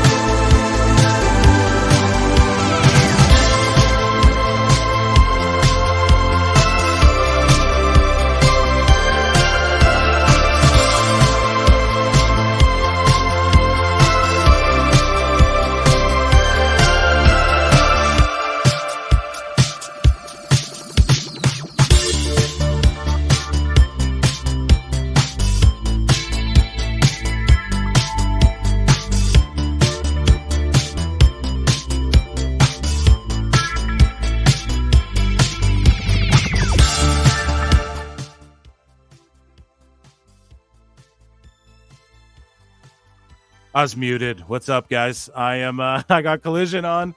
You probably hear Elton John, and I got some H2O here. So hopefully you guys didn't go anywhere. And yeah, Awful. You still with us here? Hopefully you enjoy those that type of music. No? Oh, I think Awful had to take off. Okay, fair enough. Fair enough.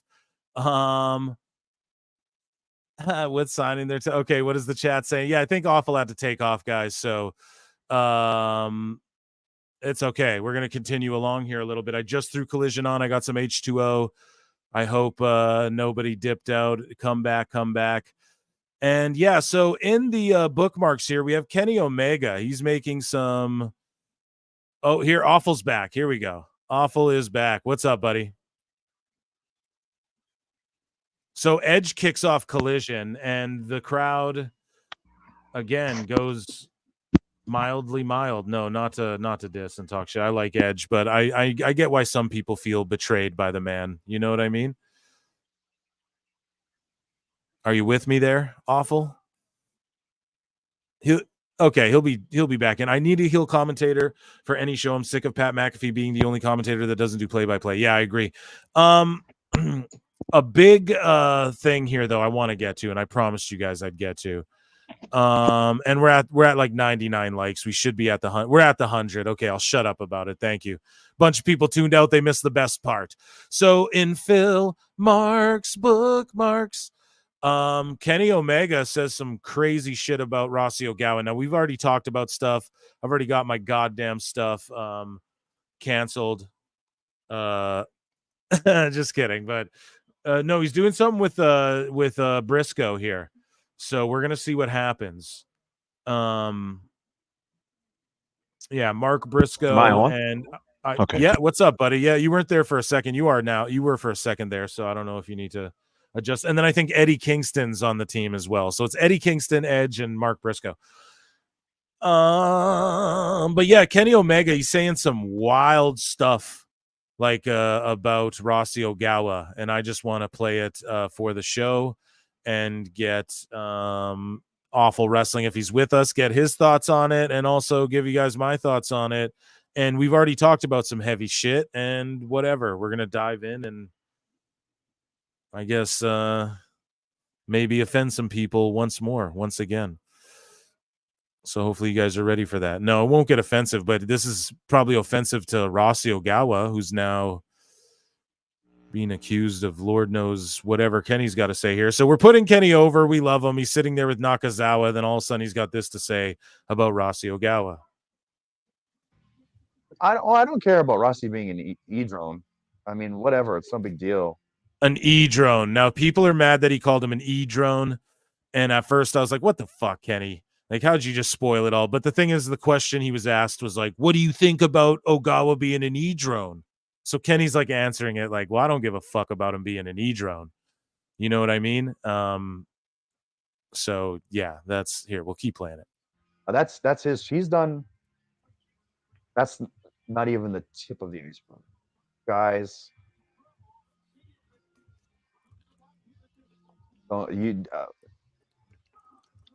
Just you freaking wait. Just you freaking wait.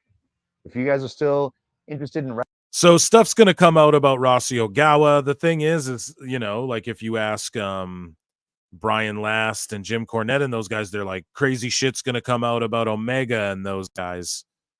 You know what I mean? So I don't know. Hopefully, I don't know. I don't like when accusations get thrown around and we don't know what's real and what's not. And he's saying some pretty salacious shit about Rossi here, but he's just saying, no, this is the tip of it. So the tip of it was that he likes WWE. I don't really know, but Kenny also doesn't like Rossi. So I don't know. I just hope this doesn't get ugly. Sorry, Chad is with me here saying, didn't Asuka speak on this before she came to the US? Well, she did say that Stardom tried to like bury her and fucking ruin her reputation and put her out of business and all that stuff. So Kenny continues. Wrestling and you're still kind of listening to the stories and reading stuff, when it finally comes out, there are a lot of people that refuse to work with him for the very same reason. Some of those people are even in WWE. Some of those people are in AEW. And they have a very good reason. It's not just like, yeah, I decided to wake up and not like this guy. So, yep. And hey, if you want to know sort of along what lines they tread amongst, the dude just flat out said, hey, we're looking for girls from like ages 13 to 21 that don't have a boyfriend or aren't married. So how do you excuse or defend that? Now, the legal age of consent is 13 in Japan, so it does seem kind of fucking It just got moved up to 16 after they were criticized for that shit. So that does seem kind of creepy, but I could understand being like, oh yeah, no, like I understand the excuse could be rather, the excuse could be like, well, if you have a husband or a boyfriend, then you're going to be distracted, right? Like, and we just want to train people who are going to be, that we can literally groom, like to wrestle, not whatever. Now, me, I'm just going with creepy as soon as I need little girls 13. I'm just like, whoa, you know, that's, I don't know what business you in. That's fucked up. So, yeah, I don't know. We'll get Kenny's last little. We already know that he puts underage girls in very revealing swimsuit calendars and books. So he does. Rossi Ogawa puts underage girls in very revealing swimsuit calendars and books. I didn't know about that, so that's fucked up if that's true. But it's crazy that Kenny's just dropping all this shit lately. And I wish that's all he did. Let's put it away. God, Kenny's so like, he's even like doing faces and gesticulating, if you will, in I this know video. he's I mean, but good so this Lord. kind of do you think this is a black eye on WWE after they're announcing all this shit? It's a black eye on the on the IWC. Do you think Kenny's talking out of his ass? I don't feel like he's the type to just say this baselessly. So do you think there's something to this? What would you rather ignore it? Kenny's wearing a fucking little girl on his t-shirt right here. So I mean, my goodness, sorry, that's guys, what I'm saying. Like it's hypocrisy all around. I mean, listen, Kenny Omega, you're a little too late in these revelations. If you're asking me, if you had a problem with it, you should have always had a problem with it and should have been speaking out against it before this question was even asked of you. As I said in a tweet, isn't this the dude that was wrestling a 9-year-old girl? You had no problem doing that in front of thousands of people and putting it online and making sure that got out, or maybe you were trying to hide it. I'm not really sure, but, and I hate to sound like an adult, but Japan has been around for thousands of years. Yeah. This is their culture. If we want to respect cultures and all that and celebrate diversity, yeah, dude. Unfortunately, That's their age of consent. There's not much anybody here in the States can do about it. If But the I'm age not of consent fucking is 13, I'm personally disgusted. Don't get me wrong, but yeah. hey, what are you gonna do? What are you gonna do, Yeah, man? like exactly like their country. Yeah. They've been criticized though, because that was like a centuries old law that they like recently changed it to 16 because they were starting to come over out they were starting to get scrutiny, just on the internet and shit. So Mhm. again, yeah, like they have weird shit over there, dude. So I mean They'll think that we've got weird shit over here. That's what that's I'm what I letting mean. people know. So Like, it's just like you have to take the good with the bad, especially if you're one of those types that are just like celebrate diversity. Everybody is to be better. Well, you gotta. This is a part of that. That argument, yeah, that culture. I just I'm think it's not saying crazy that. that oh, go ahead. Right. Go ahead. No. Go ahead. Well, I was just gonna say, I just think it's crazy. Like they're announcing all this marigold shit, then Kenny just drops this bombshell out of nowhere. Right. What were Right. you gonna say? What were you gonna say? Interesting timing. Uh, Yeah. on that front. But yeah, my wrap up is that Kenny conveniently had these things in his head for such a long time, but this is the guy who put fingers in men's asses during matches and was wrestling little girls and balloons, for God's sake. So come on, Kenny. You can't be like one of those guys like take the money and run. And when it's all safe and clear and I can speak up about it, you speak. If you had a problem with it then, you should have said something then. If you made $1 off of Rosie Ogawa, then what are we talking about here? Yeah, no, I mean, I do appreciate that perspective. I definitely will say though that this guy's saying if what he's saying Rossi should be in prison. Well, that's just it. Like if it happened in Japan, brother, that's the point we're trying to make. Like we're not defending that Right, shit at all because exactly. our culture's way different, and I think that's fucked up. But like, yeah, that's a great point that Awful brought up. Very rational and logical conclusion is that their culture's different. So I mean, like exactly. If it's not illegal there, then like, I mean, how can we fucking? I don't know. I think it's weird, but I just don't. In Singapore, I hope it doesn't come out. He was like traumatizing and ruining lives and shit like that, though.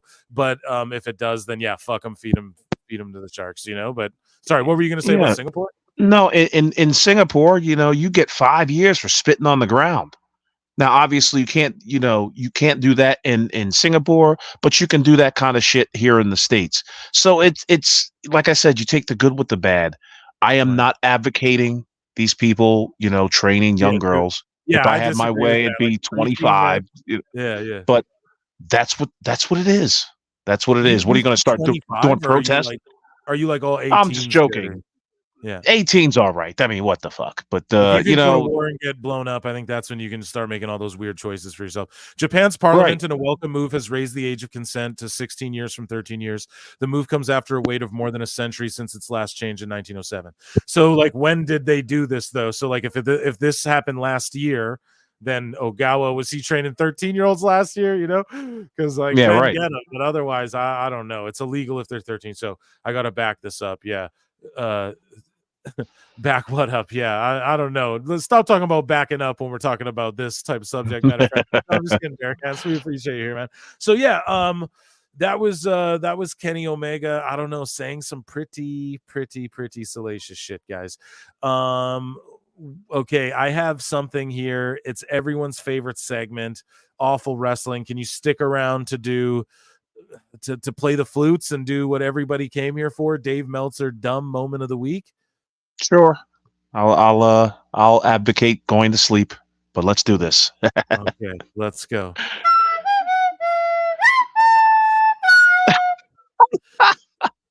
So, Dave Meltzer, I got two here, guys. I got two juicy ones for you. And Dave Scherer, he's been pissed at Uncle Dave lately, another Dave, because this Dave was basically lied about by Dave Meltzer, and then when he called Meltzer out, Meltzer was like, "Oh, you should have fucking reached out to me instead of just saying shit that you didn't understand. And he's like, Dave. He's like, but Dave, that's what you did to me, you fucking asshole. Dave Right. on Dave violence. Yeah. And so Meltzer or Shearer, pardon me, goes, man, this one popped me big time. Uncle Dave is such a clueless fraud, and whoever it was that responded hit the nail on the head. Meltzer isn't even hiding his agenda anymore. It must be that the shoe polish he puts on his hair has reached the cerebellum. And so Dave Meltzer goes, he tweets out, so okay, we got to bring it back actually. So it starts with this was good. Somebody tweets out at Zinjabil, shout them out, tweets out, imagine being told that 5-year-old restaurant was the best restaurant ever in the history of the world. So this is in reference to 5-year-old AEW, right? So in reference to how Dave Meltzer and a lot of these sheets speak about AEW, particularly Dave. So this person says, imagine being told that a 5-year-old restaurant was the best restaurant ever in the history of the world, then going there and finding out it was just a rundown burger joint whose staff couldn't put the cheese on the Big Macs without dropping it on the floor and bleeding on it. Oh shit. So then Meltzer quote tweets this and responds, right? And goes, imagine you went there on Sunday and saw a packed restaurant. Can you stop it right there? Yeah, because that first sentence, imagine if you go there on Sunday, what the rundown fucking burger joint is he talking about? Like he's going along with this guy's scenario right off the face. Right, and also it's a lie. A packed restaurant. When the fuck is AEW packed? What the fuck? How are they packed, bro? What the fuck are you talking? Packed full of a bunch of wrestling that like really doesn't mean much though. A lot this of tweet needs to be studied. So imagine you went there anyways, like on Sunday, and saw a packed restaurant and restaurant and found out the best chef from Japan, Batman, England, and the US were all cooking their favorite dishes on the same night. You go there and said, there's no jump house for kids here. Think of the casuals. Oh my God. Now, first off, Dave, you're such a fucking dummy, bro. Yes, bro, like Gordon Ramsay, he's got fine dining shit, and he serves fries at that shit too. Because you gotta feed people. Not everyone likes risotto. Not everyone likes that shit. You understand? Beef Wellington. Yeah, dude. Not everyone likes beef welly. You gotta have a fucking steak and fries, dude. Steak et frites, bro. That's what they fucking make there. They do that at fine fish dining. And chips. You're an idiot. Yeah, dude. You're fucking dumb, Dave. You're fucking stupid. Okay. And then, this Dave hits him with a hashtag clean your office, which he's been, him and Hairline have been pushing that agenda a lot. But anyways, though, and Dave's just saying the best chef from Japan, England, and the US were all cooking their favorite dishes on the same night. Yeah, guess what, buddy? That might be too much as well. Like that just sounds like an overload. I might just want to eat the best Japanese that night and then experience that and then eat the next shit. Like WWE's got the diversity in the wrestling as well, but I'm just saying, like, and then he's going, think of the casuals, bro. The difference is like a fucking restaurant is like a restaurant. First off, like you got to book a goddamn reservation. AEW goes to 10,000 seat buildings and put 2,000 people in them. A fucking fine dining restaurant, motherfucker, you got to call 4 months in advance sometimes, Dave. Okay, so you're just talking all types of illogical shit. I'm just psychoanalyzing it here and trying to roast it, but ultimately this response by at Fantasy Handbook, shout them out. They respond to this and go, imagine you went there to that restaurant on a Wednesday at 8 p.m. and saw a 3/4 empty restaurant.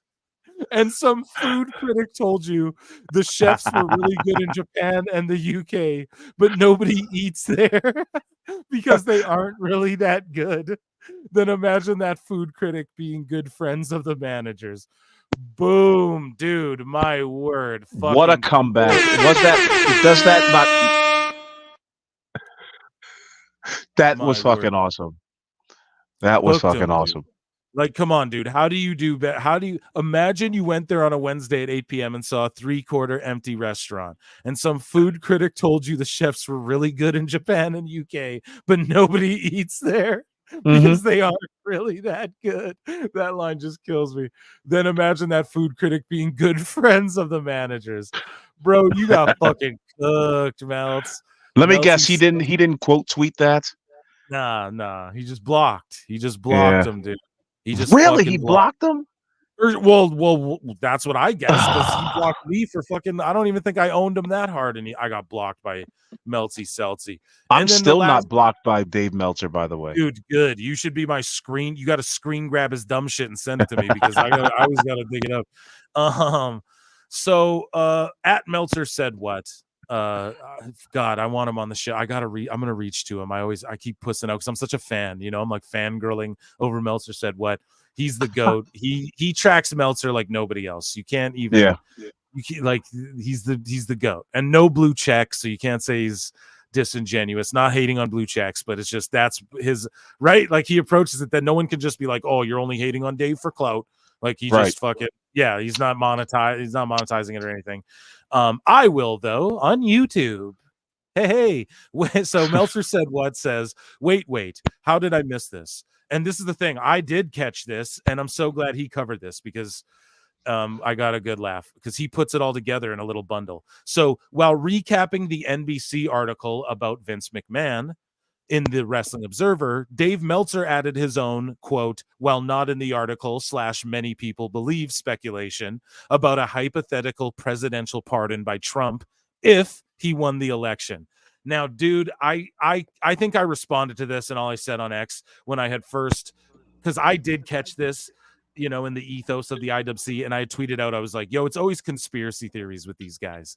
You know, like you motherfuckers are it's always conspiracy theories. It's always bots when Tony just is the one botting, has all these fucking paid bot accounts.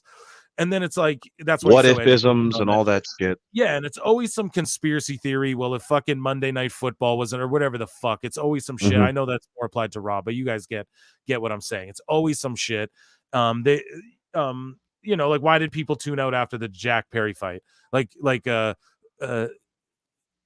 on the next week, Tony Khan wasn't touting his 30% increase or 29% increase or decrease, right? Because they can't draw, like they need a fucking Punk to draw even a show. Anyways, though, so Dave does this. This is why there's such this false perception about AEW, and a lot of fans get defensive because they're listening to fucking Dave. And what he did was just but Donald Trump, and just fucking Alex Jones to everyone. You know, like this is a straight, I need to hit a fucking X-Files for Dave here because it's like, dude, he's making shit up here. So at WrestleMania, as per the Wrestling Observer newsletter, many people believe that in the event there are charges brought against Vince McMahon and Donald Trump wins the election, he would be pardoned. So then, like, yeah, he highlights so speaking of Vince, this is Dave.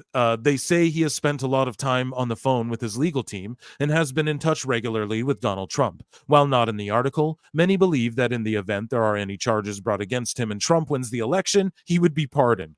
So this is not in the article that Dave's reporting on.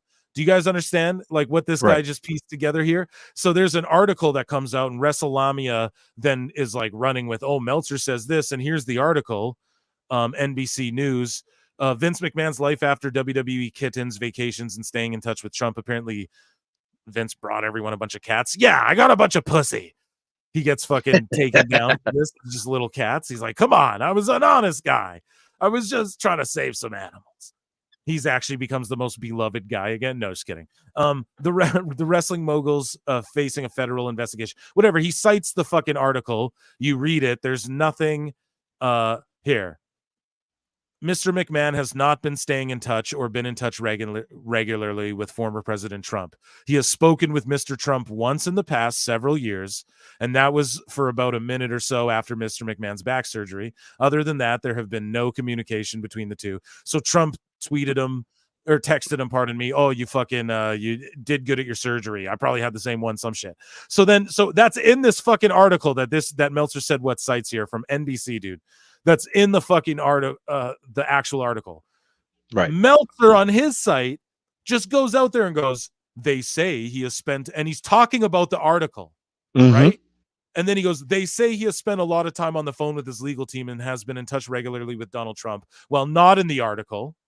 Many believe. Who's many, Dave? Who's many? The Young mhm. Bucks? Who believes this? Who? You and fucking Tony Khan up all night, dude? Like, what are you talking about? Many believe that in the event there are any charges brought against him and Trump wins the election, he would be pardoned. It's also noted that Linda McMahon is on the board of directors of the publicly traded Trump Media and Technology Group. That's such a far-fetched, like, when's the fucking election? What the fuck? This is such a crazy thing to just insinuate. And like, why? What? Oh, because they're friends, I'm going to make up this story. You know what I mean? It's just fucking insane. And the article that he's talking about, well, not in the article, many say this, but in the article, it's saying fucking motherfucking many people don't think that, Dave. God damn Right. it, just crazy that he just gets away with this shit. And he's been getting away with it for so long. And it's amazing, like, he gets paid to do things like this.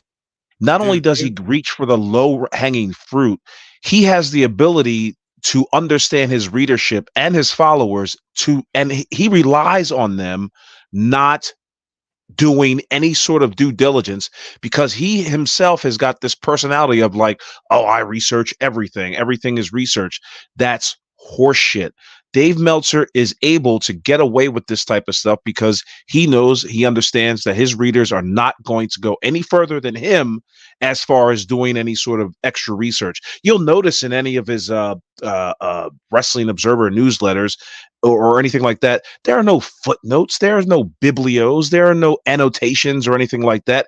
It's just a run-on sentence every goddamn article that he has, and he's able to speculate on things like that. It's just it's mind-numbing. But here's the thing, the grift is golden for him. You ever see his impressions on Twitter? Like, come on now. That's why he does it, because he knows he's not going to get challenged, and when he does get challenged, he's going to block them, mute them, out them, or whatever. He looks, I swear, he makes a tweet, right? And then he scrolls down his comments and he looks for the dumbest one, or he looks for the one that he can pick apart the easiest. And then he gets another 200,000 fucking impressions on Twitter because all he has to do is quote tweet it and everybody licks his ass for it. Ugh, yeah, the dude, worst. You just summed it up perfectly. Fucking A, dude. Round of applause for awful wrestling. And just a tremendous take on Dave Meltzer and this epic fail, man. It's absolutely mind-boggling to me, dude. He's just botched all over the place, and he's like fucking spiraling. And I use the word spiraling because it's just, I don't know. And then he's burying Trick Williams the other day. What did you make of that? Are you a Trick Williams fan? I enjoy Trick Williams. You know, I mean, I see nothing wrong with his work, but that's what I'm saying. Dave is a contrarian. He, you know, when he goes on the show with Brian Alvarez, I can just tell Brian Alvarez is so checked out from Dave Meltzer. But when he does things like that, he's looking for people to engage with that sort of nonsense. Trick Williams isn't a good wrestler. So what? Is he going to be a draw, Dave? How about that? Yeah. Is he going to put butts in seats? No one gives a fuck about this thing called work rate. Well, maybe some people in the chat do, or maybe a lot of people online do. But guys like me, casual Laps fans, they don't.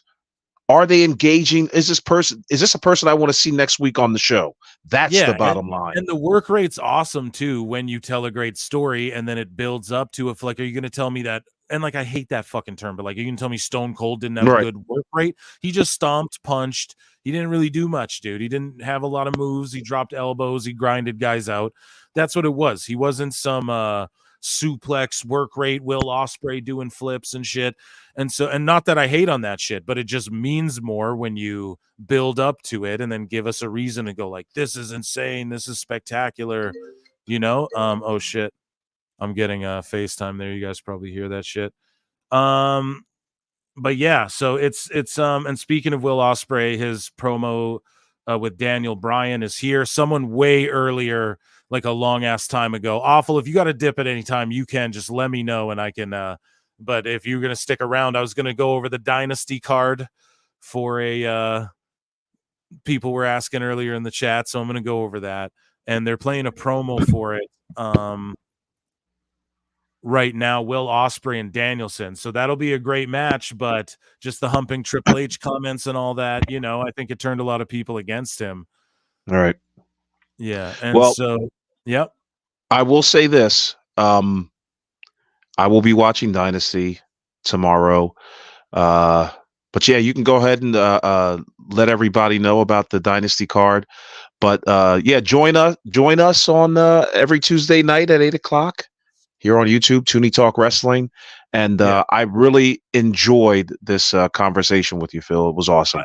Thanks, man. I enjoyed the conversation with you too, and I promise I'll swing through to the next Toonie Talk. Marva's like, "Oh, you didn't come in last time," and I was like, "Dude, I was fucking eating and stuff." So I'm gonna come in on the next one. I might be running a little late, but I'll definitely hop in because I think I missed the last two, and I like hanging out with you, man. I enjoyed this conversation. I'm so happy you jumped in on this Saturday night. I just threw the link out to a bunch of people. I was like, "Yeah, I was like, if there's 10 of us or 2 of us, this is gonna be a good one tonight." And I took the bait, didn't I? Yeah, no, but I'm Tuesday, appreciative, man, because you brought a good perspective. But yeah, everyone on Tuesday, Toonie Talk Wrestling, I'm gonna tap into there too. I'll be on that show.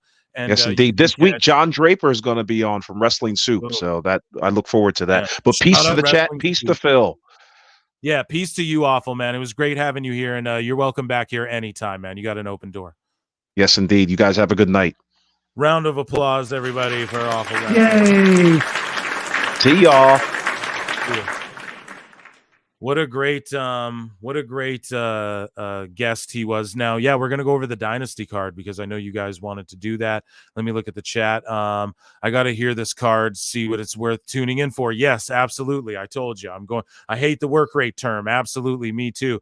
Dave going after Tatum and Trick was insane because both of them have been in the industry for 2 to 3 years. They both have many years to grow and get better. Yeah, I think we're gonna talk about that, but I was getting a fucking FaceTime and it came through my computer and I was like, oh shit. So I just hit the red really quick, but yeah, sorry if that blasted anyone's ears there. It was kind of loud. But yeah, I think we're going to talk about that, but whatever. We beat it to death on the show. There's a podcast dropping tomorrow too, guys, a PWT podcast, episode 59 with Marty McFlyer and Paul Nolan. And I linked them up and now, oh dude, we're working on some shit. It's going to be so fun, so awesome stuff that we got coming, brewing.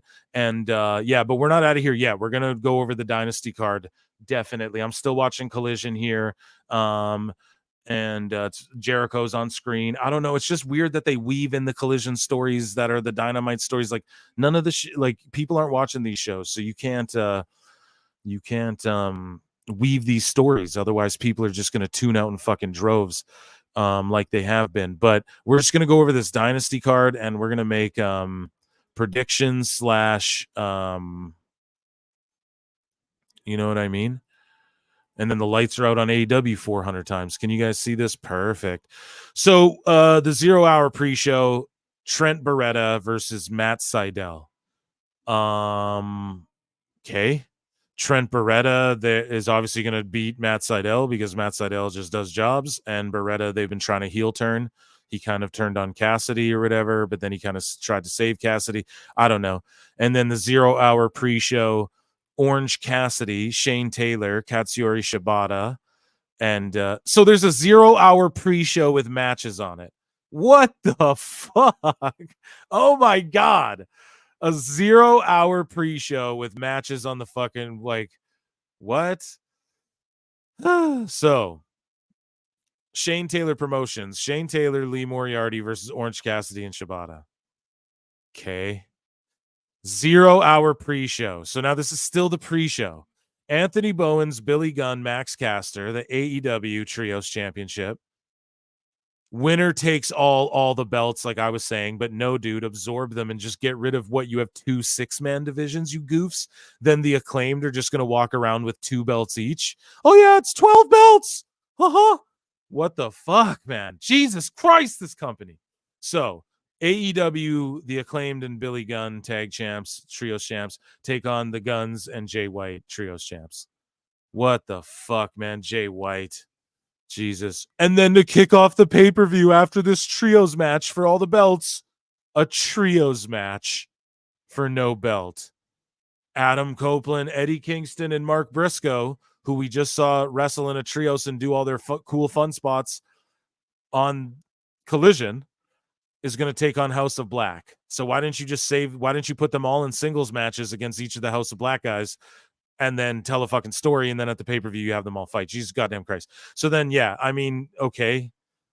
I mean, I don't know. All right, you know, shout out House of Black and Edge and shit. And I love Mark Briscoe. Eddie Kingston, he's cool. He'll cut a promo, I guess, and act like he doesn't want to be there. To be fair, every AEW pre-show has matches. Yeah, but why? Why? 3 hours later? Yes. Is that for what? For me getting to the fucking card? Sorry, buddy. We got shit to do, bro. Hook versus Jericho for the FTW championship. FTW rules. Jesus Christ. And now Shivani's on the mic, like cutting a promo on Collision here, trying to trash the BCG. So for the TBS championship house rules match. So Jesus Christ, what? We didn't get rid of the house rules match yet. Jesus Christ. Julia Hart versus Willow. Like them both, but where is Mercedes Moné? Didn't you just sign her? She got signed for $10 billion. Like, they're just putting it over the highest paid. Like, what has she done? Ran out with a chair, dude? Like, god damn it. This is fucked up, man. Roderick Strong versus Kyle O'Reilly International Championship. I didn't even know this was a match till I saw the graphic before. So you mean to tell me you got one of these guys has a title, one's Canadian, one's American, sure, but we talking international. Like Takeshita should have this belt, doing Orange Cassidy shit where he's like the surviving the beatdowns and scraping by barely, the young rookie international star to be or whatever. But either way, there's a belt on the line, and they have Roderick Strong versus Kyle O'Reilly, two like best friends, long ass history, and there's no story. Like, you mean to tell me there was no hype? I ain't seen one video package for this shit. What the? Oh, it'll be a great match. For the AEW Continental Championship. So what the fuck is the difference between an international championship and a continental? I guess national, you can put country in there too, you know, like the country of the continent, but this is for the whole continent. Okay, I'll give it a bit of a pass, I guess, even though that tournament was fucking dumb. Didn't get anyone over. So Okada versus Pac. Oh, it'll be a great match. It's a dream match. You know, like, cool. I like that they're doing it with I'm going to put it over at least. Like, there's no, it's just the story's like, oh, Pac teamed up with Penta and randomly Daniel Garcia, who was humping everyone's face. And then they got in a beef with the Elite because the Elite are mad at FTR.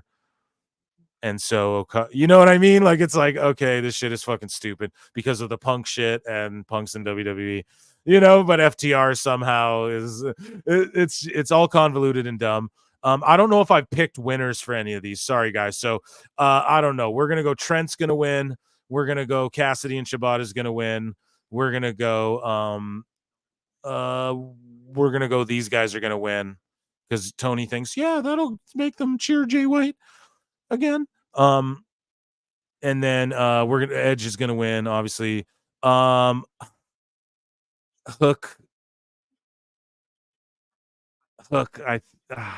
I could see Jericho. Did Hook beat him on TV before? Because if he did, Jericho's going to snake him for the rematch. Tony, I have a great idea. In the trilogy bout, he'll get his belt back. Dude, Jericho might take him for the belt. Julia's going to retain, and then it's going to be a beatdown, and then Mercedes is going to save her, which is what she already did on Dynamite. Roderick Strong is going to... I could see Kyle winning this belt, but maybe Roderick Strong will defend it. Okada's going to beat Pac. Tony Storm versus Thunder Rosa. Cobra Moon and Lucha Underground. God, see, like, this is the match where I was like, how is this not the match? But when Thunder Rosa came back, she saved Abaddon and was doing other shit. Like, she's not even involved. She wasn't even involved. And then Deonna Purrazzo's just shooed to the back burner to fight Mariah May kind of thing. And I guess they have challengers for Tony Storm, but these women are just coming into the company. And then Thunder just came back. And this is the match I really want to see. And I love Thunder, and Thunder was so over before. And now it's just like she's not quite as over with, it seems like she used to get big pops. It's so disappointing. Tony Storm retains, I guess, but God, Thunder, just like, this is such a good match on paper. Like, this card really, but it's like, what the fuck? This is a ladder match, so we know that the Bucks are going to win. We know Jack Perry's going to come back and push FTR off the ladder. Maybe even have the whole Japan faction, and then they just stomp the shit out of FTR and shit, because they have the Forbidden Door coming up, I believe, and who knows. But the Jacksons are going to win, and then they're going to feud Motor City Machine Guns, and and then because they're gonna maybe surprise beat up Perry, maybe Perry doesn't show, and it's MCMG. Like, we're gonna see the Machine Gun show up, and then they're gonna be like the over baby faces that. And I'm sorry, but the FTR are getting pushed down the card. I don't care how much Dax Harwood wants to fucking, put over the company on Twitter. Bryan Danielson, Will Ospreay, a dream match. Yeah, I mean, this is cool. Why? I don't care about it at all. Will Ospreay doesn't realize that the Callis family are manipulative and shitty people. What the, like, okay, so you're just dumb, like, like, what is the character here? Like, oh, you just talk about Triple H, like, or else he just says what FTR says about fucking, oh, my family and shit, and which is cool, in your dreams and shit. I get that, but you guys know, I'm like, okay, something new. Samoa Joe talks about, like, dude, I'm gonna beat ass. I'm the standard, like, if it come around me, like, I'm fucking, like, even Swerve Strickland, he's a great character, even though he invaded a fucking baby's crib. Like, they had to have him save a burning church in order to fucking, become a babyface again. In my eyes, they haven't done enough to me. It's still like tweener heels fighting each other, which, say what you will, but storytelling is everything. So Danielson's sort of a heel. Ospreay, they're pushing as the big babyface company guy, even though everyone loves Danielson. So Ospreay's been like fighting the BCC, but whatever, but fighting his own faction mates. Fucking all dumb, but a dream match. Okay. The crowd might be burnt out by then, but I'm going to pick Ospreay. Danielson lays down for everyone. He will put over Ospreay. And then Samoa Joe versus Swerve Strickland with Prince Nana. Okay. So Marty McFlyer's on the podcast tomorrow. So he's I mean, it's probably stooged. If you guys listen to the pod, you already know he's related to someone that may or may not have been on screen at some point, right? Who may or may not have be a champion in this company, right? Marty McFlyer, right? And so and he's a 2-time Grammy winner. Shout him out and check out his newest track he wrote on called Hurricane by Dave Way. This shit is a slapper. But anyways, so I'm talking to him, and he agreed, like, we both agree Joe needs to keep that goddamn belt, but if they fumble it with Swerve, it might be a little bit past the time. But he's all about Joe, and I am too. You guys know that I fucking love Joe. And Swerve might be like, if they don't do it now though and pull the trigger, then what the fuck? You know what I mean? Like, it might just be another, as Paul Nolan would say, and he's also on the podcast coming tomorrow morning. You never miss an opportunity to miss an opportunity is what AEW is all about. So I think they will just leave it on Joe, which I'm fine with. And he's like, should be the top guy. He's the realest guy. His promos are the best. But it's crazy to me that, like, on the last Dynamite, John Moxley comes out and he won the IWGP World Championship. You know what I mean? And they're celebrating him. Like, why the fuck isn't Joe have the first 20 minutes of the show? They're celebrating Mox like this hero. Oh, I won the IWGP belt and brought it here, and I get a hero's welcome. Like, what the fuck? Joe is your world champ. It's so ass backwards, man. And you have people in New Japan like shooting on AEW people, like just burying them and shit, like, for real. And in like kind of work shoot promo. They kind of always blurred that line in Japan. But either way, Samoa Joe, I think, will retain. And then I think Swerve loses a shit ton of momentum and people start going, fuck, get him out of there finally. But that's my predictions for Dynasty. Are you guys going to buy this card? Tell me in the chat. Are you guys buying it? Are you shilling the 50? Are you guys excited for this? Are you gonna, what did Awful call it, pirate ship? Are you gonna hop on the pirate ship? Or don't stooge yourself maybe, but just, yeah, is this enough for you to be like, yeah, this is a great card? For me, I'm like, yeah, I'm a big Uber mark, so I'll just put this shit on. But I'm not sitting here like, oh my god, this is the biggest shit of all time. Like, even though it should be, like, looking at it, it's like, what the fuck, this card is incredible. It's such an indie mark. If this is just like an indie fed random card they put together, I'd be like, holy shit, Taz's son versus Jericho. But it's just that none of it, there's no heat behind it. They haven't convinced people why they should care about any of these, other than I'd say maybe these two guys, because they are really fucking have been trying. Like I said it earlier in the show, the Bucks credit for trying. These guys, they're just not even really involved in the story. It felt so weird. Like these guys were kind of beef and pack and shit for a couple weeks, it felt like, and then like jumping him, and then he's fighting Okada. I don't know. I'm not going to try and make logic of the illogical, but yeah, let me read some chats here and see what you guys think about. Let's see here.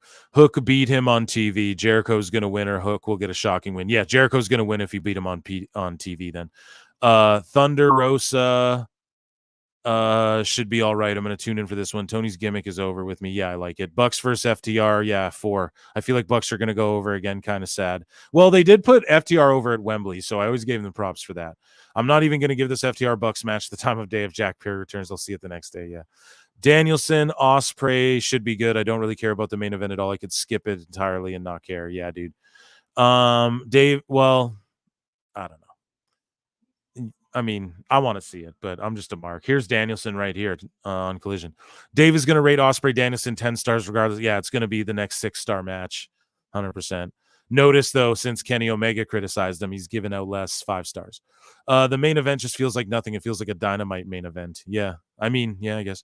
Can't wait for the pod tomorrow. Yeah, so we recorded it yesterday, and it goes live tomorrow. It, like, premieres. It's just a regular PWT podcast because I haven't done one in, like, 10 days because I've been doing PWT games and PWT live show, and I just want to bring you guys more content, and at this rate, I am, and it's way better. Just everything's great. Everything's really great right now, and you guys are the absolute best, and, yeah, just tune in. It'll premiere at, like, 6 a.m., and then this replay, if you tuned in late or you want to come back, it's going to be on immediately when this show ends. So if you're subscribed to PWT Clips, but not Pro Wrestle Times, the other channel, go subscribe there because this becomes members only as soon as it's done, the live, but it will be live over on the other channel immediately after this show's done. You will be able to go watch the replay or tune back into whatever over on at Pro Wrestle Times on YouTube. But can't wait for the pod tomorrow. Yeah, it's a great one, man. Marty McFlyer and Paul Nolan. And Paul Nolan's living the life, dude. He is just having a blast.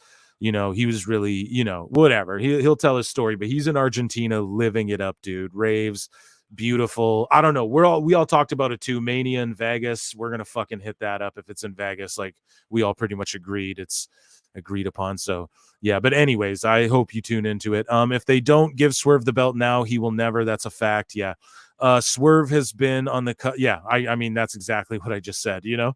So thank you for that, Derek Hance. Swerve has been on the cusp of winning the title for what feels like forever, but he should not be Joe. Exactly. It's like he should it's just the worst timing. Timing is everything in wrestling. Tony has no timing. I think their fans will go apeshit if Swerve loses. No, just no, but hell no. Okay, not buying that. Yeah, you guys are just like, fuck it. I will not be buying this. Illegal streaming is the way to go. Okay, guys, come on. No. Come on, guys. But for real, $50, that goes a long way. It takes 2 seconds to find it online after. So you guys are savage here. I'll be at work, but I might try to find it free somewhere. Jesus Christ, guys. Yeah, I'm paying $50, may even 100. Yeah. Oh my goodness. 10 stars is plus 10 stars. 10 stars, the greatest of all time. Well, guys, it's been 3 hours. It's been a blast tonight, a Saturday night. It's late. I started later. I'm going to start trying to come in earlier for you guys, I promise. Thank you all so much for tuning in to another eclectic edition of PWT Live Show. PWT Podcast tomorrow over at Pro Wrestle Time. Subscribe to that if you're not subscribed to that one. Even if you don't like the long form shit, just fucking subscribe to it, and then you'll just be supporting. You know what I mean? We have 2 channels rolling now, and we're trying to get that one to 1K subs. But yeah, the Clips channel is rolling. We're on the way to 3K subs. I love you all so much. My tribal chiefs: Gilgamesh, Rouse, J1199, Sal Dosri, Kyle Mulkey, Joseph Morales, Derek Hance, Liam McBlain, Cruz Madrid, Sask Prophet, Ninja Boy Savage Wrestling Podcast. I love you all so much. Thank you all for being tribal chief members, all the other members, everybody else who tuned into the show just to hang out in the chat, just to talk bullshit with us. I appreciate you all so much. Hopefully Awful Wrestling doesn't trigger you so much. He's a good, well-spoken, logical dude, right? He's not just just a hater. He's doing his book. He's doing his thing. Glad to be here. Great show tonight. Thank you so much. And a round of applause. No chance I'm buying the pay. Okay, all Jake. Yeah, I didn't think you would be. Love this channel. We love you. Derek Hans, thank you so much for always supporting and always showing out. Round of applause to the chat. And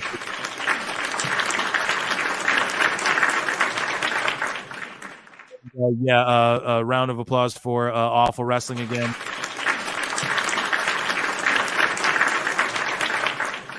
And one more dummy for Dave. Dummy, yeah.